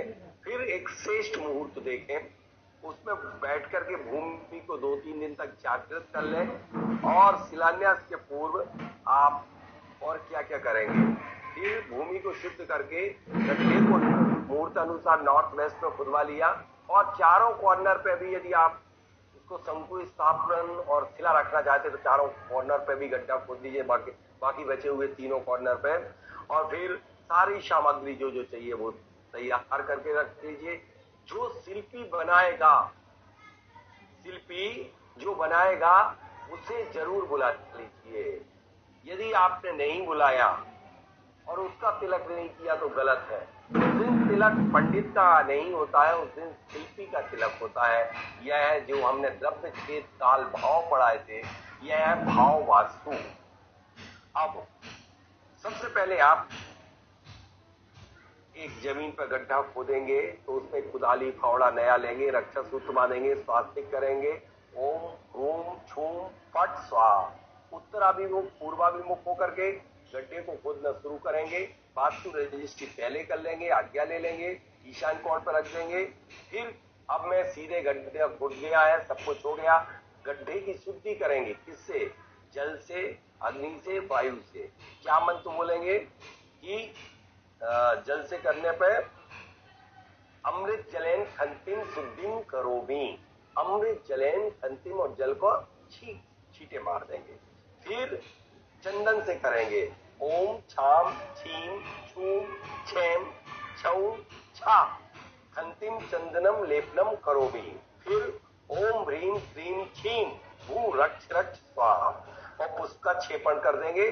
और फिर आज्ञा लेंगे, इस भूमि के निवास कर सभी देवी देवता, रक्षक देव, क्षेत्रपाल भू स्वामी, स्थान देवता, नगर देवता, वाण्य देवता, जो भी ज्ञात अज्ञात रूप में निवास कर रहे, वास कर रहे, उनसे निवेदन करता हूं कि मैं इस भूमि पर एक आपकी आज्ञा से, आपकी आज्ञा लेना चाह रहा हूं कि मुझे आज्ञा प्रदान करें कि मैं निवास के लिए एक भवन तैयार कर रहा हूं, एक फैक्ट्री तैयार कर रहा हूं। आप सभी लोग हमारी गर्भ विन्यास क्रिया में सम्मिलित होकर के हमारे इस कार्यक्रम को निर्विघ्न संपन्न कराएं और सहयोग प्रदान करें। आपके सहयोग के बिना यह कार्य असंभव है। आप सभी आमंत्रित हैं और हमें इस भूमि में कार्य आरंभ करने की आज्ञा प्रदान करें। फिर उसके बाद उस खंती में फिर से वायु से, यानी कपड़े से लेकर के या मयूर पंख से लेकर के भो वायु कुमार सर्व महीपूतम कुरु अग्नि से, सब तीनों चीजों से शुद्ध करके फिर वास्तु के पूर्ण कितने आपके 45 अल्केमी वाला ये है। और 4 कहाँ के होते? चारों दिशाओं के। तो 49 आप अर्घ्य समर्पित करोगे। भो इंद्रवास, पूर्व दिशा से शुरू कर ले। भो इंद्र वास्तु देवाय वास्तु शांति कुरु कुरु स्वाहा, खंती में डालते जाओगे पुष्प। और फिर उसके बाद आप चारों कॉर्नर में नांग फड़ी कीले गाड़ करके 8 और रक्षा सूत्र से बांध करके, और फिर आप जल से पूजा करके उस भूमि की, घंटी की, गड्ढे की पूजा करोगे अष्टद्रव्य से। और पूजा करने के उपरांत फिर आप नंदा भद्रा जया रिक्ता पूर्णा, ये 5 प्रकार की शिलाएं होती हैं। नंदा भद्रा जया रिक्ता पूर्णा, 5 शिलाओं से उसको उसमें स्थापित करोगे मंत्र बोल करके। फिर मरकरी का स्वास्तिक, पिरामिड और चांदी का नंदावट सबसे पहले, और स्फटिक मणि का स्वास्तिक, सोने का स्वास्तिक, सारी सामग्री आप रखोगे। लेकिन ये करोगे कैसे? एक जहां गड्ढा खुदेगा वहां पर आम के पत्तों का एक मंडप बनेगा, और मंडप बन करके और ऐसा लगेगा कि जब आपके यहाँ शादी होती है उसी तरह का एक महोत्सव के रूप में होगा। और वह क्रिया के लिए आप सब तैयार हो जाइए। यदि आपकी इजाजत हो तो मैं फील्ड में चल के आज आपके लिए कराऊंगा पूरा शिलान्यास की विधिवत विधि। और आप देखिएगा, मैंने काफी प्रयास तो किया है लेकिन फिर भी हो सकता कुछ त्रुटि हो गई हो। और इसके बाद मैं आपके शंका समाधान सत्य के और छोटे छोटे टॉपिक लूंगा। अभी हम चलते हैं फील्ड में और करते हैं शिलान्यास की विधि।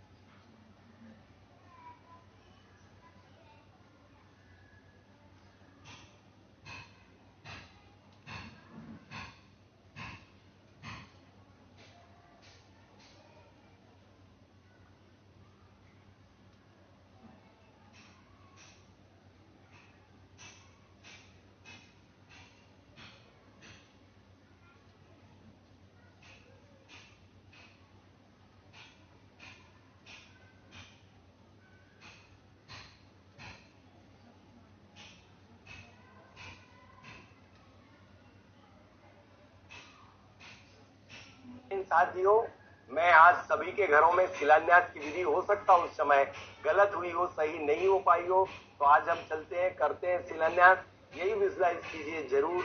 ये मैंने एक छोटा सा एक डेमो करके दिखा रहा हूँ। ये मंडप जो बनाई है, देखिए आप, ये दिशा सामने आपकी ईस्ट है, ये वेस्ट है, ये नॉर्थ वेस्ट वाला पार्ट है। इसमें ही हमने गड्ढा खोदा है और गड्ढा खोद करके ये लकड़ी लगा करके आम के पत्ते लगा दिए गए हैं। आम के पत्ते का ये बना दिया गया है और इस पर अभी हम आपको करके दिखाएंगे कि कैसे किया जाता है। ये सारी सामग्री जो जो इसमें डालना है, विभिन्न प्रकार की मिट्टियां, विभिन्न प्रकार के रत्न, विभिन्न प्रकार की शिलाएं और ये सारा सामान आपको पूरा रखा गया है। ये सब आप देख रहे होंगे पूरा सामान। वो वाली थाली और उठा दें।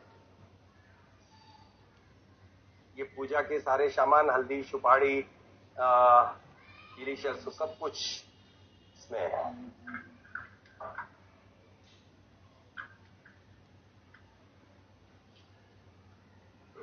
चलिए अब हम शिलान्यास की विधि कैसे शुरू करते हैं। सबसे पहले हम उस भूमि पर आज्ञा लेते हैं कि वो देवगणा आज्ञा कुर्वन्तु। मैं इस भूमि के, आप सबसे पहले अपनी सर ढका हो तो बहुत अच्छा है। एक रक्षा सूत्र आपको बांध लेना चाहिए। ओम नमो अरहते सर्वम रक्ष रक्ष ओम फट स्वाहा। ये आपने रक्षा सूत्र मान लिया। रक्षा सूत्र बन के तैयार हो गया। अब आप तिलक लगा लीजिए। तिलक लगा लिया, ठीक। तिलक लगाने के बाद तिलक लगाने के बाद आप देखिए तिलक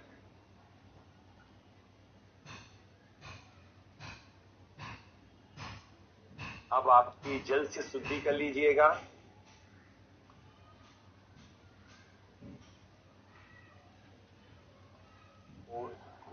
भूमि शुद्धि, स्थल शुद्धि, होम कुंड शुद्धि, शमीरा शुद्धि, साकल्य शुद्धि चा करोमि। अब आप भूमि पे आज्ञा लेंगे। मैं इस भूमि के निवास सभी देवी देवता, रक्षक देव, क्षेत्रपाल, भूस्वामी, स्थान देवता, नगर देवता, बान्य देवता और रक्ष देवता, जो भी देवता, नर मुख वाले, सर मुख वाले, बिना सर वाले, जितने भी दृश्य अदृश्य रूप है, जो भी दिख रहे हैं, नदी के, पर्वत के, पहाड़ के, गुफा के, उन सबसे मैं निवेदन करता हूँ कि आज मैं ये मांगलिक कार्य गर्भ विन्यास का इस भूमि पर संपन्न कर रहा हूँ, जिससे कि हमारे 3 पीढ़ी के लोग इसमें सुख और शांति के साथ जीवन यापन कर सकें। और आपके सहयोग के बिना यह संभव है। आप सभी आमंत्रित हैं होकर के इस कार्य में अपना सहयोग प्रदान करें और हमारा यह गर्भ विन्यास का कार्यक्रम, जो कि सर्वश्रेष्ठ कार्यक्रम है, उसे निर्विघ्न संपन्न कराएं। वो देवगणा आज्ञा कुर्वन्तु। ईशान कोण में एक स्वास्तिक बना करके, एक स्वास्तिक बनाएंगे और स्वास्तिक बना करके और आप यहाँ पर स्थापित कर देंगे। उस पर एक जनेऊ भी इसके ऊपर रखेंगे, जनेऊ रख देंगे। सपोज ये समझ लीजिए जनेऊ, वो देवगणा आज्ञा कुर्वन्तु। अब हम चलते हैं इस पे, इस खंती पे हम जल से चंदनम लेपन करेंगे, सब कुछ कर लेंगे।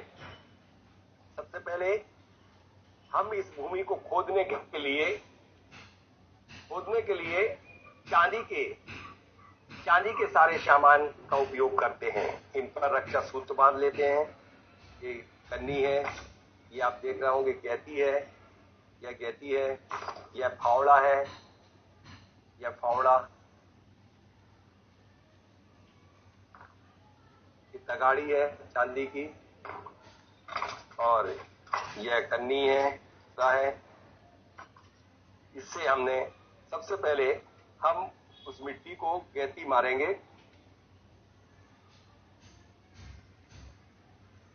ये गैती ली और अब देखेंगे हम सूर स्वर और मिट्टी में सूर स्वर में ही गड्ढा खोदेंगे।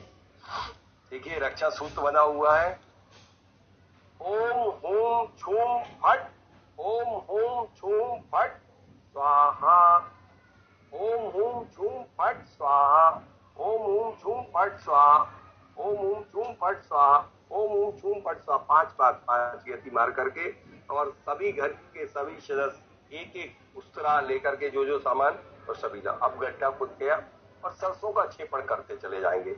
अब ये गड्ढे को आप शुद्ध करेंगे जल के द्वारा। चंदन जो मैंने मंत्र बताए थे, जल रखिए, चंदन रखिए, कि ओम ह्रीम अमृत जलेन खंति शुद्धिम करोमि, ओम ह्रीम अमृत जलेन खंति शुद्धिम करोमि, ये खंति शुद्धि कर दी। ओम छाम चीम चोम चम चा खंति चंदनम लेपनम करोमि, चंदन का लेप कर दिया। और ओम ह्रीम क्रीम छीम भू रक्ष रक्ष स्वाहा, अब हमारी सरसों को छेपित या जो भी द्रव्य है उसको छेपित कर दिया। अब उस पर जाएंगे छिपेत करके आज्ञा ले ली। अब वो वायु कुमार, अब मयूर पंख से या फिर मयूर पंख से या वायु से आप मंत्र पढ़ करके वो वायु कुमार सर्व विघ्न विनाशनाय कपड़े से, वो वायु कुमार सर्व विघ्न विनाशनाय मही पूतम कुरु कुरु होम पट स्वाहा। फिर चाहे तो सबसे अच्छा रहता मयूर पंख से, मयूर पंख से भी कर सकते हैं। वो वायु कुमार सर्व विघ्न विनाशनाय मही पूतम, क्योंकि ये बारीकी से जीवों को वो वायु कुमार सर्व विघ्न विनाशनाय मही पूतम कुरु कुरु स्वाहा। अब मेघ कुमार जल के द्वारा, वो मेघ कुमार जलम पेच्छालय पेच्छालय, वो मेघ कुमार सर्व विघ्न विनाशनाय कुरु कुरु स्वाहा। अब अग्नि से, भूमि को अग्नि से भी हम वो कर देते हैं। इस कपूर यहीं पे था, इससे एक चला देते हैं यहाँ पर, कपूर चारों कॉर्नर में जला देते हैं। वो अग्नि कुमार जुलाई जुलाई अम हम थम थम, ये कपूर को जला दिया। ठीक है। अब इसके उपरांत हम क्या करेंगे, 32 देवता जो चारों तरफ बैठे हुए हैं, और ये 81 पदों का ये वास्तु है, तो 81 पदों में हम सबके लिए यहाँ पर विधान करेंगे। क्या, वो इंद्र कुमार, वो इंद्र वास्तु देवाय वास्तु शांतिम कुरु कुरु स्वाहा। वो इंद्र कहाँ, पूर्व में। वो अग्नि वास्तु देवाय वास्तु शांतिम कुरु कुरु स्वाहा। वो दक्षिण दिशा स्थित यम वास्तु देवाय वास्तु शांतिम कुरु कुरु स्वाहा। वो नैऋत्य वास्तु देवाय वास्तु शांतिम कुरु कुरु स्वाहा। वो पश्चिम दिशा में कौन होता, वरुण देवता, वो वरुण वास्तु देवाय वास्तु शांतिम कुरु कुरु स्वाहा। वो नैऋत्य वास्तु देवाय वास्तु, वो पवन वायु वायव्य में वो पवन वास्तु देवाय वास्तु शांतिम कुरु कुरु स्वाहा।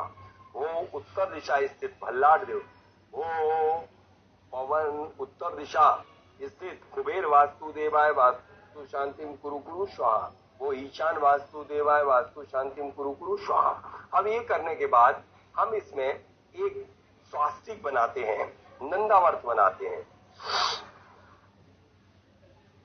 नंदावर्त कैसे बनाया जाता है ये भी आप समझ लीजिए, मैंने बताया ही था आपको, लेकिन आज मैं बना के बता रहा हूं।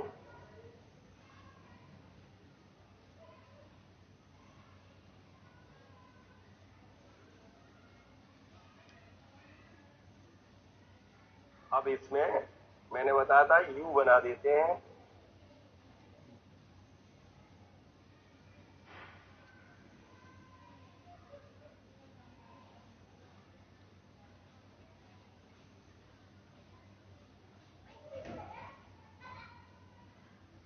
ये आपको नंदावर्त वास्तविक बन गया।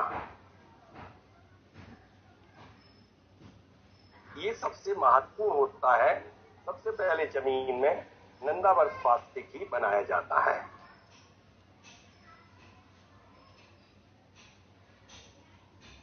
हो सकता है जल्दी में टेढ़ा बन जाए, लेकिन फिर भी मैं बनाने का प्रयास कर रहा हूं।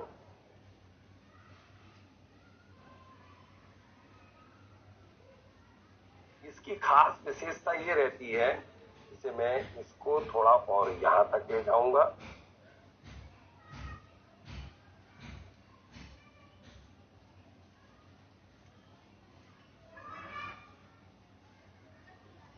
ये चारों क्यू बन स्क्वायर बन जाता है, क्योंकि ये पृथ्वी तत्व को रिप्रेजेंट करता है, तो सबसे ज्यादा एनर्जी को बढ़ाता है। ये आपका नंदावर्त स्वास्तिक पूरी तरह से बन गया। अब नंदावर स्वास्तिक बनाने के बाद इसमें हम पुनः एक पूजा करते हैं, छोटी सी जल चंदन अक्षत और नैवेद्य, दीप, धूप, फल और अर्घ्य समर्पित कर देते हैं। अर्घ्य समर्पित करके हम आग्नेय आदि कोणेशु, पहले हम इसमें सिद्धार्था यानी पीली सरसों को स्थापित करते हैं। ओम ह्रीम वेदी कोणेशु, ओम ह्रीम वेदाम आग्नेय आदि कोणेशु सिद्धार्थ। आग्नेय कोण पर सबसे पहले आग्नेय कोण का आग्नेय कोणेशु सिद्धार्था स्थापनम करोमि सिद्धार्था। अब इन सभी कोणों पर हम नांगफणी कीलें स्थापित, वो आग्नेय आदि कोणेशु बाण स्थापनम करोमि, ये आप देख रहे होंगे नांगफणी कीलें, इनको हम स्थापित कर देते हैं। ये कहा 8 कोणों में, 4 दिशा 8, यानी 4 दिशाओं और 4 विदिशाओं में इस तरह से आज ये कीलें स्थापित कर दी जाती हैं। अब हमारा वक्त आता है, हम स्वर को चेक करें। स्वर को चेक करते हैं और मंत्र पढ़ते शिला शुद्ध करके एक मेन शिला लेते हैं छंद स्वर में। देखिए शिलाएं रखी हुई हैं सभी दिशा में। इस शिला को, इसको हमने चेक किया यहाँ पर। देखिए अभी आप बताना कौन सा स्वर चल रहा।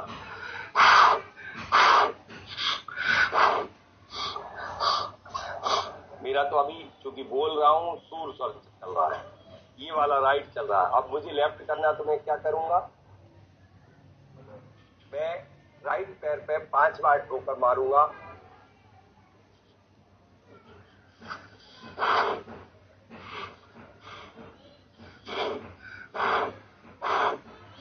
फिर भी मेरा चंद स्वर नहीं चल रहा, सूर चल रहा है।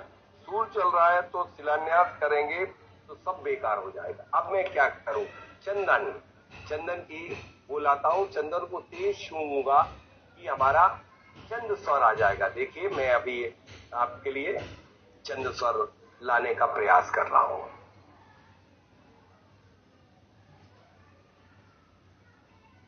देखिए मैंने चंदन को लिया, रतीली बांग्रा जो स्वर चल रहा था उसको, देखिए ये चंदन है, चंदन को मैंने लिया,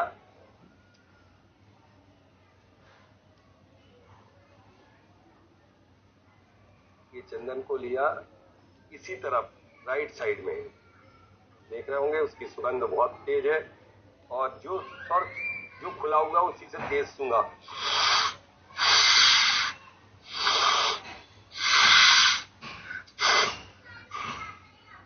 वास्तव में मेरा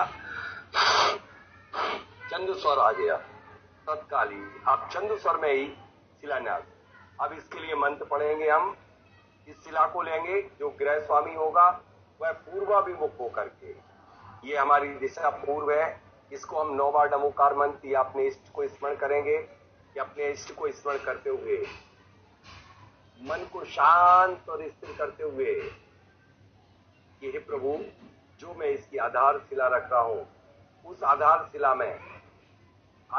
में आपकी पूरी कृपा बरसे और हमें किसी भी कार्यों में विघ्न ना आए। किसी भावना के साथ ओ सर्वजन कारिणी सौभाग्यवती इष्ट तिष्ठ। अब सांस को रोक लेना है, सांस को खींच करके ये मेन शिला को हमने स्थापित कर दिया। अब 5 शिलाएं और छोटी छोटी जो और रखना है, जो कि ये तो मेन हुई, इसके बाद होंगी हमारी और नंदा भद्रा जया रिक्ता। ओम ह्रीम आग्नेय कोणेशु आग्नेय शिला स्थापनम करोमि, ओम ह्रीम नैऋत्य कोणेशु नैऋत्य शिला स्थापनम करोमि, ओम ह्रीम वायव्य कोणेशु वायव्य शिला स्थापनम करोमि, ओम ह्रीम ईशान कोणेशु ईशान शिला स्थापनम करोमि। ये मैंने आपको शिलाएं स्थापित कर दी। अब हम इसमें ब्रह्मशिला, ओम ह्रीम ब्रह्मशिला ब्रह्मशिला स्थापनम करोमि। अब 5 कलश स्थापित करेंगे। इसमें माचिस को आप ले लीजिए,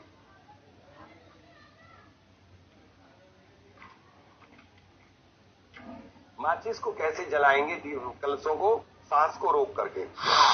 एक और मैं इसमें सारी विशेषताएं बता दूं इस गड्ढे को वहां तक खोदना चाहिए जहां तक आपके कॉलम को खड़ा होना, क्योंकि ये पैरों में ना है, कॉलम में ही इसके ऊपर कॉलम खड़ा होना चाहिए, अथवा इसके ऊपर दीवार खड़ी हो जाए, अथवा 6 फीट से नीचे ये गड्ढा हो तो पैर भी आ जाए तो कोई दिक्कत नहीं। अब इसमें ये रंगोली डाली गई चारों तरफ, आप देख रहे होंगे ये रंगोली, इसमें कोई बहुत बड़ी विशेषता छुपी हुई है। ये 5 तत्वों पंच परमेष्ठी, ये देख रहे होंगे आप, पूरे में डाली गई है, पूरे चारों तरफ ये रंगोली डालना चाहिए आपको। उसमें ये 5 तत्वों के सफेद, लाल, पीला, हरा, नीला 5 तत्व आ गए और पंच परमेष्ठी आ गए। यह है अरहंत, लाल है सिद्ध और पीले हैं आचार्य, हरे हैं उपाध्याय, नीले हैं सर्वसाधु। अब जल तत्व, अग्नि तत्व, पृथ्वी तत्व, वायु तत्व, आकाश तत्व 5 तत्व हमारे हो गए। अब हम सगुण में सांस को खींच करके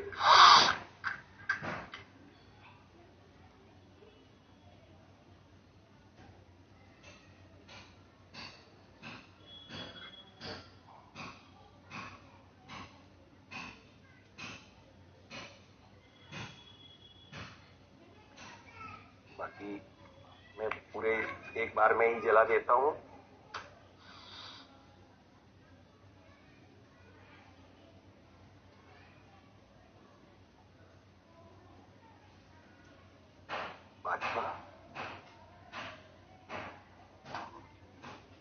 देखिए मेरे को इन कलशों में क्या सामान भरना, मैंने तो भर के रख दिया, लेकिन एक कलश मैंने आपके लिए खाली छोड़ रखा था।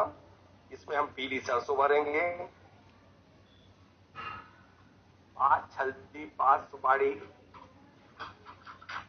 या बड़ा छोटा कलश हो ये 5 हल्दी सुपारी, ये बड़ी बड़ी सुपारी 5 जी और 5 हल्दी।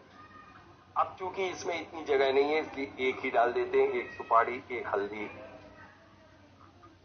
और इसमें और क्या क्या डालेंगे, सफेद सरसों डालेंगे,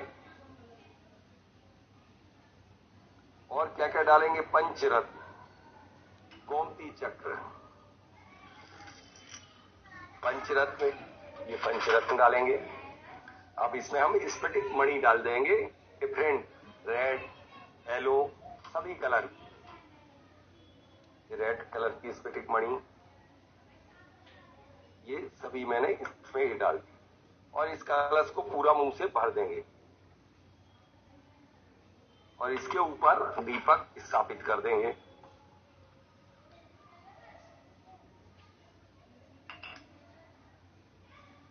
इन सब में हम जो हमारी कई जगह की मिट्टी आई हुई है वो मिट्टी भी हम इसमें डाल देंगे।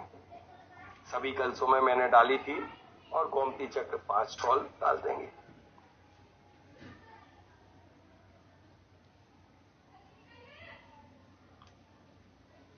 ये कलश, इसके धागा भी इस पे हम बांध देंगे, रक्षा सूत्र, ये रक्षा सूत्र इस पे बांध देंगे। सभी पे मैंने बांधा हुआ है, सभी तैयार किए, लेकिन इसको तैयार करके मैं आपको बता रहा हूं। अब इसके ऊपर दीपक प्रज्वलित करके रखेंगे।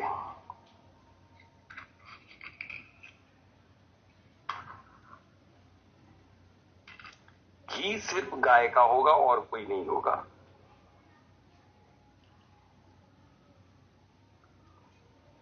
ओम ह्रीम, अभी कोई रखे नहीं। ओम ह्रीम आग्ने कोणेषु आग्ने कलश स्थापनम करोमि। ओम ह्रीम नैऋत्य कोणेषु नैऋत्य कलश स्थापनम करोमि। ओम ह्रीम वायव्य कोणेषु वायव्य कलश स्थापनम करोमि। ओम ह्रीम ईशान कोणेषु ईशान कलश स्थापनम करोमि। ओम ह्रीम ब्रह्मस्थले ब्रह्म कलश स्थापनम करोमि। ये आपके लिए 5 कलश स्थापित हो गए। अब हम इसमें क्या क्या सामान डालेंगे वो एक बार। ओम ह्रीम मरकरी स्वास्तिक स्थापनम करोमि। ओम ह्रीम रजत नंदावर त्रिधातु नंदावर स्वास्तिक स्थापनम करोमि। ओम ह्रीम मरकरी। ओम ह्रीम कॉपर नंदावर स्वास्तिक स्थापनम करोमि। ओम ह्रीम स्फटिक मणि स्वास्तिक स्थापनम करोमि। अब चूंकि हमारा ये दीपक बुझ गया, देखिए निमित्त ज्ञान, यानी कि हमारे इस वायप कोण में कोई ना कोई दोष अवश्य है। इसका हमें परीक्षण अवश्य करना चाहिए। घी पूरा था, बहुत ज्यादा था, लेकिन फिर भी ये बुझ गया।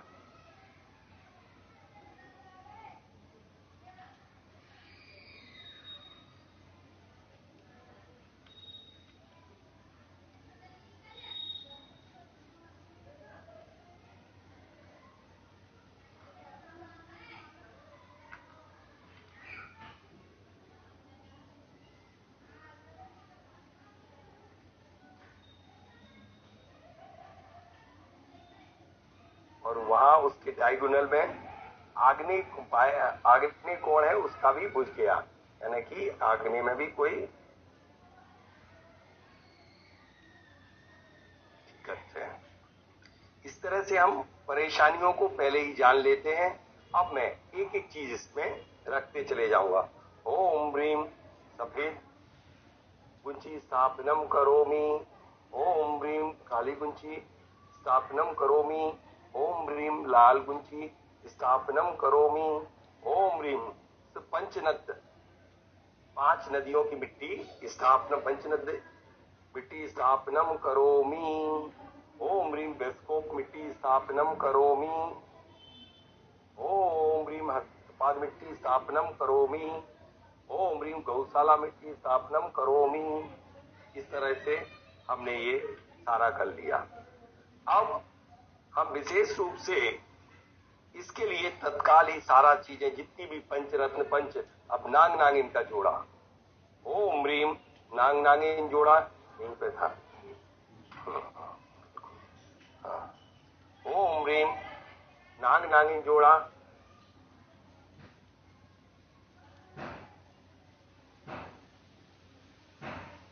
ओम ह्रीम नाग नागिन जोड़ा स्थापनम, ये नाग नागिन जोड़ा। ओम ह्रीम नाग नागिन जोड़ा स्थापनम करोमि। अब ये आपने पूरी तरह से कर लिया। अब 5 ईंटें लीजिए। अब कुछ आप जड़े रख दीजिए, जैसे निर्गुंडी श्वेताल। ओम ह्रीम जड़ स्थापनम करोमि। अब आप इसको क्या करेंगे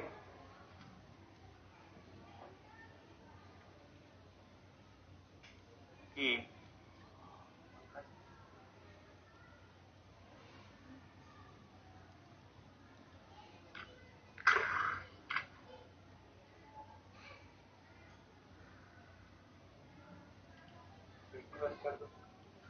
यहां दोनों तरफ ईंटें जोड़ते चले जाएंगे, ईंटें जोड़ते चले जाएंगे और इसको इसके ऊपर सिला रख देंगे, इसे छोड़ेंगे नहीं। अब हमें एक और इसके ऊपर पिरामिड स्वास्तिक स्थापनम करोमि, इसको हम पिरामिड स्वास्तिक भी ऊपर जब दोनों तरफ ईंटों से जोड़ते हुए आएंगे।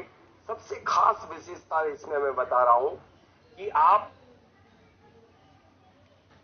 आंखों से देखते हुए इस प्रदीपमान ज्योत को और अपनी आंखों से दोनों तरफ ईंटों से जोड़ते हुए और पैक करेंगे। जब लास्ट ऊपर की शिला रखेंगे, जब ईंटों को जोड़ते हुए, और इस तरह से ये शिला आप स्थापित कर देंगे और आपके दीप प्रज्वलित रहेंगे। यदि विधि विधान पूर्वक दीप स्थापित कर देते हैं तो निश्चित रूप से यह ज्योत जीवन भर चलती रहती है। आप चाहें तो इसके नीचे 9 पिरामिड रख सकते हैं या चारों तरफ एक पिरामिड लगाए गए इस गड्ढे के, इनको भी इसी में पैक कर सकते हैं। ये आपका एक साल्ट में विधि विधान पूर्वक ये आपका संपन्न हुआ। अब चारों कॉर्नर पे भी आप सिलाएं और एक एक दीप स्थापित कर सकते हैं। अब चारों में कैसे रखेंगे,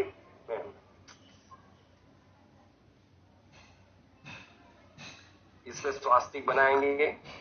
ये आपका ईशान कोण है, नीचे से ऊपर, लेफ्ट टू राइट।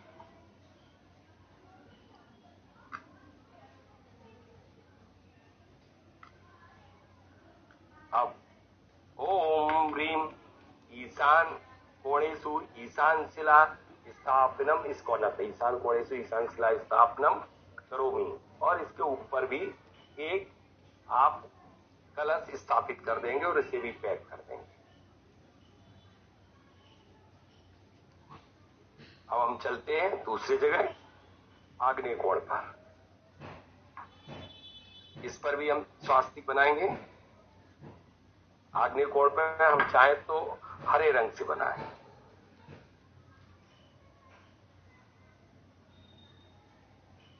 ओम ह्रीम आग्नेय कोणेषु आग्नेय शिला स्थापनम करोमि। ओम ह्रीम आग्नेय कोणेषु आग्नेय कलश स्थापनम करोमि। अब हम चलते हैं नैऋत्य कोण पर। वायव्य पे तो हमने शिलान्यास किया हुआ है, अब हम नैऋत्य पर नीले रंग से स्वास्तिक यहां पर भी हम बनाएंगे। ओम ह्रीम नैऋत्य कोणेषु नैऋत्य शिला स्थापनम करोमि। ओम ह्रीम नैऋत्य कोणेषु नैऋत्य कलश स्थापनम करोमि।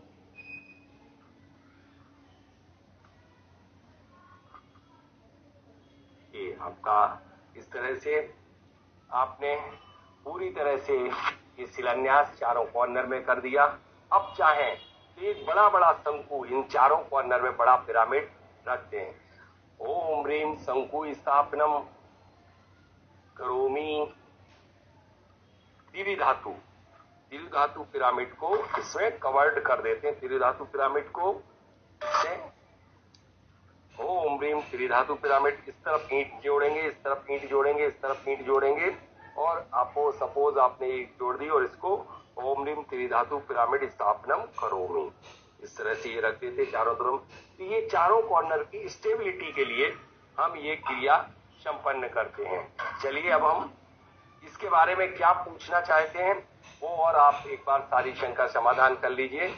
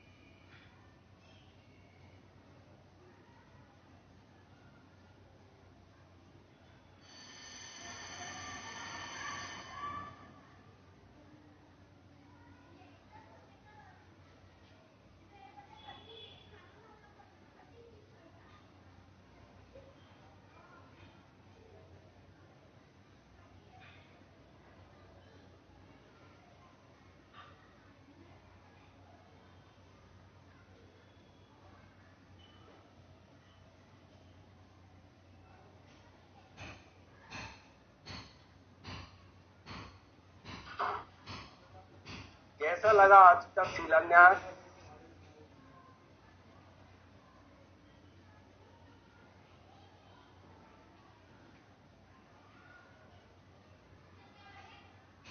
सभी को कैसा लगा शिलान्यास? ये शॉर्ट में किया गया शिलान्यास है, पूरा विधि विधान पूर्वक और भी ज्यादा डिटेल में किया जा सकता है, काफी बड़ी मेथड होती है, लेकिन एटलीस्ट इतना करना चाहिए। अच्छा समझ जी, अब आपके सारे क्वेश्चन शंका समाधान आप भेजें, जो भी आपको शंकाएं हैं इससे रिलेटेड। कॉपर का देना है या मिट्टी वाले भी दे सकते हैं? दीपक कॉपर का ले तो अच्छा है, क्योंकि मिट्टी में जरा सी ठोकर लगने पर मिट्टी का दीपक खंडित हो सकता है। शिला किस चीज की बनी? शिला मैंने तो क्रिस्टल जो चिपकाए वो फेविक्विक से चिपकाए हैं, चाहे तो आप बना बनाया भी स्वास्तिक आता है, चूंकि काफी महंगा पड़ता है इसलिए हम उसे लगाते नहीं है। 400-500 रुपए का एक ही अकेला स्वास्तिक आता है। शिला किस चीज की है? शिला कॉपर की है, ये आय के हिसाब से बनाई गई एक आय की शिला है। कौन सी होगी? पूजन इसमें कुछ नहीं होगी, छोटी सी पूजन होगी। इसमें जो पूजन होगी मैं बोल के भी आपको बता दे रहा हूँ 1 मिनट कि कौन सी पूजन होगी। छोटी सी, आधा मिनट भी नहीं लगेगा, वह पूजन आपके लिए हो जाएगी जो घंटी के लिए पूजन होती है। ओम ह्रीं नीरज से, ओम ह्रीं नीरज नमः जलम निर्पामति स्वाहा, ओम ह्रीं शीलगंधाय नमः चंद्रम निर्पामति स्वाहा, ओम ह्रीं अक्षताय नमः अक्षतम निर्पामति, ओम ह्रीं विमलाय नमः पुष्पम निर्पामति, ओम ह्रीं परम सिद्धाय नमः नैवेद्यम निर्पामति, ओम ह्रीं ज्ञानोदताय नमः दीपम निर्पामति, ओम ह्रीं श्रुतधूपाय नमः धूपम निर्पामति, ओम ह्रीं अभीष्ट फलदाय नमः फलम निर्पामति, ओम ह्रीं पशु कर्म रहता सिद्ध परमेश्वर नमः अर्घम निर्पामति स्वाहा। इतनी सी 1 मिनट की पूजा है। वो 49 जो अर्घ है वो मैं आपको दे देता हूँ कि वो कौन कौन से देवता हैं। वो मेरे मोबाइल में है, आप सेंड कर दीजिए ग्रुप में। मेरे मोबाइल से मैं निकाल के, या फिर ये है ग्रुप में, मैं 49 जो अर्घ चढ़ाना है देवताओं के, जो आपके 32 देवता उनके ही नाम लिए हैं मैंने। उसके बाद वो ईशान के बाद मैंने जो कहना था वो आर्य देवता, विवस्वान देवता, मित्र देवता, भूधर देवता, सचिंद्र, प्रचिंद्र, इंद्र, इंद्राज, रुद्र, रुंद, आप, आपस, भजन, जयंत, भास्कर, इंद्र। इसके बाद हम भ्रंश, अंतरिक्ष, पुष्प, वितत, राक्षस, गंधर्व, गंगराज, बृहस्पति, देवारिक, सुग्रीव, पुष्पदंत, असुर, शेष, रोग, नागराज, मुख, भल्लारक, भृंग, आदित्य, उदित, विचारदेव, पूतना, पापरक्षसी, चरकी, और लास्ट में ब्रह्मदेव वास्तु देवाय। वो ब्रह्मदेव वास्तु देवाय वास्तु शांति कुरु कुरु स्वाहा। जब ब्रह्मदेव को करते हैं तो खूब तालियां बजाते हैं, घंटियां बजाते हैं, अष्ट धातुओं की सारी ध्वनि, उसको हम बोलते हैं कि हमने ध्वनि के माध्यम से भी भूमि को शुद्ध किया। ग्राउंड फ्लोर पर घर बना हुआ है तो क्या हम गर्भ विन्यास पुनः कर सकते हैं? यदि ग्राउंड फ्लोर पे घर बना हुआ बिल्कुल कर सकते हैं आप। कोई श्रेष्ठ मुहूर्त में यदि आपको तकलीफें आ रही हो तो आप उसको खंडित करके, निष्ठापन करके पुनः आप शिलान्यास की विधि संपन्न कर सकते हैं। क्रिया के दौरान चंद्र स्वर चलना चाहिए? नहीं, शिला रखते समय जो मुख्य शिला रखी जाए तब चंद्र स्वर चलना चाहिए, और चंद्र स्वर नहीं चले तो मत करना शिलान्यास। वास्तुविद के साथ ही अनुष्ठान करता या भूमि मालिक का भी चंद्र स्वर होना चाहिए या केवल एक जन का? वैसे तो सबका हो तो वह निमित्त बताता है, वह चेष्टा बताती है कि यह कार्य सुपर सक्सेस होगा। यदि जो रख रहा है शिला उसका होना अति आवश्यक है, वरना उसे शिलान्यास नहीं करना चाहिए किसी भी कंडीशन। सर, शिलान्यास ब्रह्मस्थल में करना चाहिए? ब्रह्म स्थान का भी कुछ कुछ ग्रंथों में उल्लेख आया है, लेकिन हम तो इसको मानते हैं जिस राशि में सूर्य होता है उसके अनुसार शिलान्यास हमारे उत्तरी भारत, मध्य भारत में किया जाता है। दक्षिण भारत में हमेशा आग्नेय कोण में किया जाता है। मंदिरों का शिलान्यास हमेशा ईशान या फिर सूर्य की राशि के अनुसार किया जाता है। मंदिर का भी शिलान्यास ऐसे ही होता है? मंदिर का ही शिलान्यास ऐसा ही होता है। मंदिर के में जो मैंने 5 शिलाएं रखी उसमें राम, ह्रीम, हुरूम, हरऊं, हरा, ये 5 बीजाक्षर लिखे रहते जो पंच परमेष्ठी को रिप्रेजेंट करते हैं। इसमें सिर्फ स्वास्तिक बना हुआ था और इतना ही अंतर होता, बाकी दोनों की मेथड सेम ही होती है। जी, आप इस तरह गृह प्रवेश भी कराएं तो बहुत अच्छा रहेगा। समय आप दे दें तो मैं गृह प्रवेश मेरा 3 दिन का होता है और शिलान्यास भी 3 दिन का, लेकिन मैं गारंटी लेता हूं कि मेरे शिलान्यास या गृह प्रवेश जहां भी करवाए गए 1-8 वर्ष में 1-2 करवाता हूं। गृह प्रवेश तो 2-3 वर्ष में 1-8, और लेकिन जो शिलान्यास करता हूं वो पक्का है कि विधिवत यदि कराया जाए तो प्रोजेक्ट 100 नहीं 1000% सक्सेस रहेगा। ऐसा हो ही नहीं सकता। शिलान्यास की विधि की कोई पुस्तक है?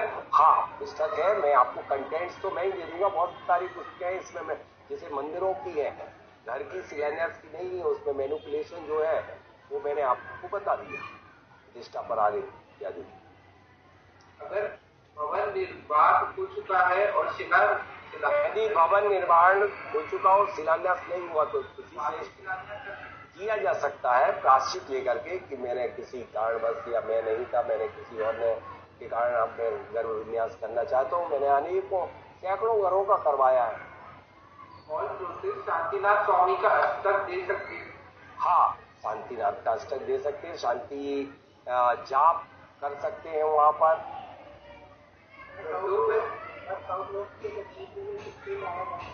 हाँ, साउथ वेस्ट के चबूतरे में शिवलिंग निश्चित डाला जा सकता है, कोई दिक्कत नहीं। गड्ढों में मिट्टी कब डालना है? दीपक पूरे जल जाए उसके बाद? नहीं, उसके साथ में ही डाल दे और गड्ढे को दीपक जलता हुआ देखते हुए ही उसे गड्ढे को बंद करना है, छोड़ के नहीं जाना। कभी भी गड्ढा यदि छोड़ा तो फिर बहुत ही अशुभ होता है।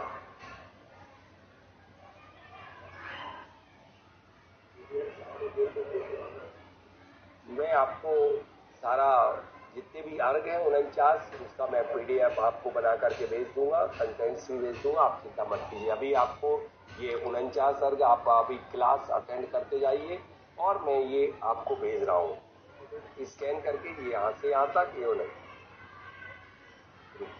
आपको लीजिए, पहुंच गए। आप आधा मिनट बाद देख लीजिए, आपको निश्चित रूप से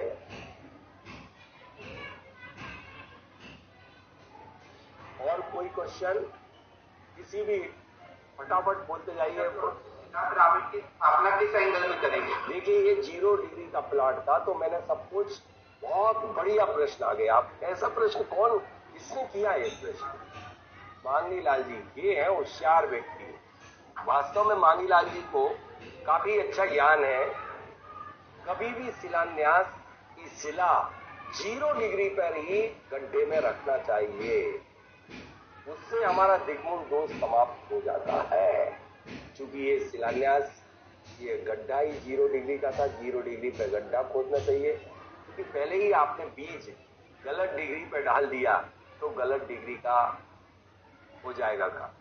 इसलिए आपको गड्ढे में जो शिला को स्थापित करें, लाइन डालने सूत्र, वो 0 डिग्री पर ही शिला को स्थापित करना चाहिए। दृष्टि दोष क्या होता है? दृष्टि दोष मतलब नजर दृष्टि दोष, नजर लग जाना।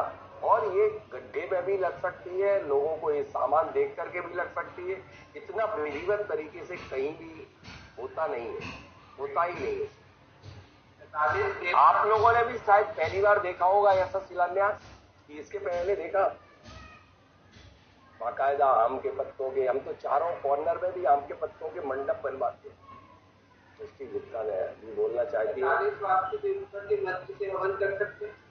नहीं, उनको हवन की जरूरत क्या है? वो इंद्र वास्तु देवाय वास्तु शांति कुरकुरु स्वाहा, जो जिस लायक है वो। ऐसा नहीं कि तुम कुछ भी बोलने लग जाओ। शिलान्यास करने के बाद उसका क्या करना चाहिए? शिलान्यास और किसका क्या करना? उसे पैक कर देना चाहिए, उसके ऊपर कॉलम उठा देना चाहिए या दीवार खड़ी कर देना चाहिए, लेकिन ऐसी जगह ना बना शिलान्यास कर दी जाए तो उसके ऊपर लैट्रिन बना दी जाए। एक कानपुर में एक मंदिर बन रहा था, जो फिर बहुत बाद 12 साल लगे और फिर सुधा सागर जी महाराज गए और फिर उनने पंचकल्याण कराए थे। उसकी कहानी मैं बता देता हूँ। क्या हुआ, जब जो भी ट्रस्टी रहे होंगे, शिलान्यास हुआ, भूल गए कहाँ हुआ, और दूसरे ट्रस्टी आए, उनने कहा कि वहां पर कुछ लेबर को रुकना है, चलो उनने शौचालय बनवा दिया शिलान्यास के ऊपर। 10-12 साल तक क्या परेशानी गई तो पूछो मत। जब मैं गया और मैंने कॉपर रॉड से टेस्ट किया कि यहाँ पर कुछ गड़बड़ है, कैसे कहाँ शिलान्यास किया था, निकलवाया गया। बहुत मुश्किल से ढूंढने में आया इससे, क्योंकि यदि कहीं काम में विघ्न आ रहा तो उसकी डेट निकालिए और उसका मुहूर्त शोधन करिए, उसमें क्या गड़बड़ी की। तो उस समय निकल रहा था कि ईशान नहीं आग्नेय कोण पे, तो आग्नेय कोण पे किया था, तो आग्नेय कोण पे उनने वहां पर लैट्रिन बना दी उसी शिलान्यास के ऊपर। शिलान्यास होकर के इतना विधिवत हुआ, लेकिन कोई मतलब नहीं, सारा बेकार हुआ। और फिर वो 10 वर्ष तक काम सफर किया, बन नहीं पाया, निर्माण नहीं होता।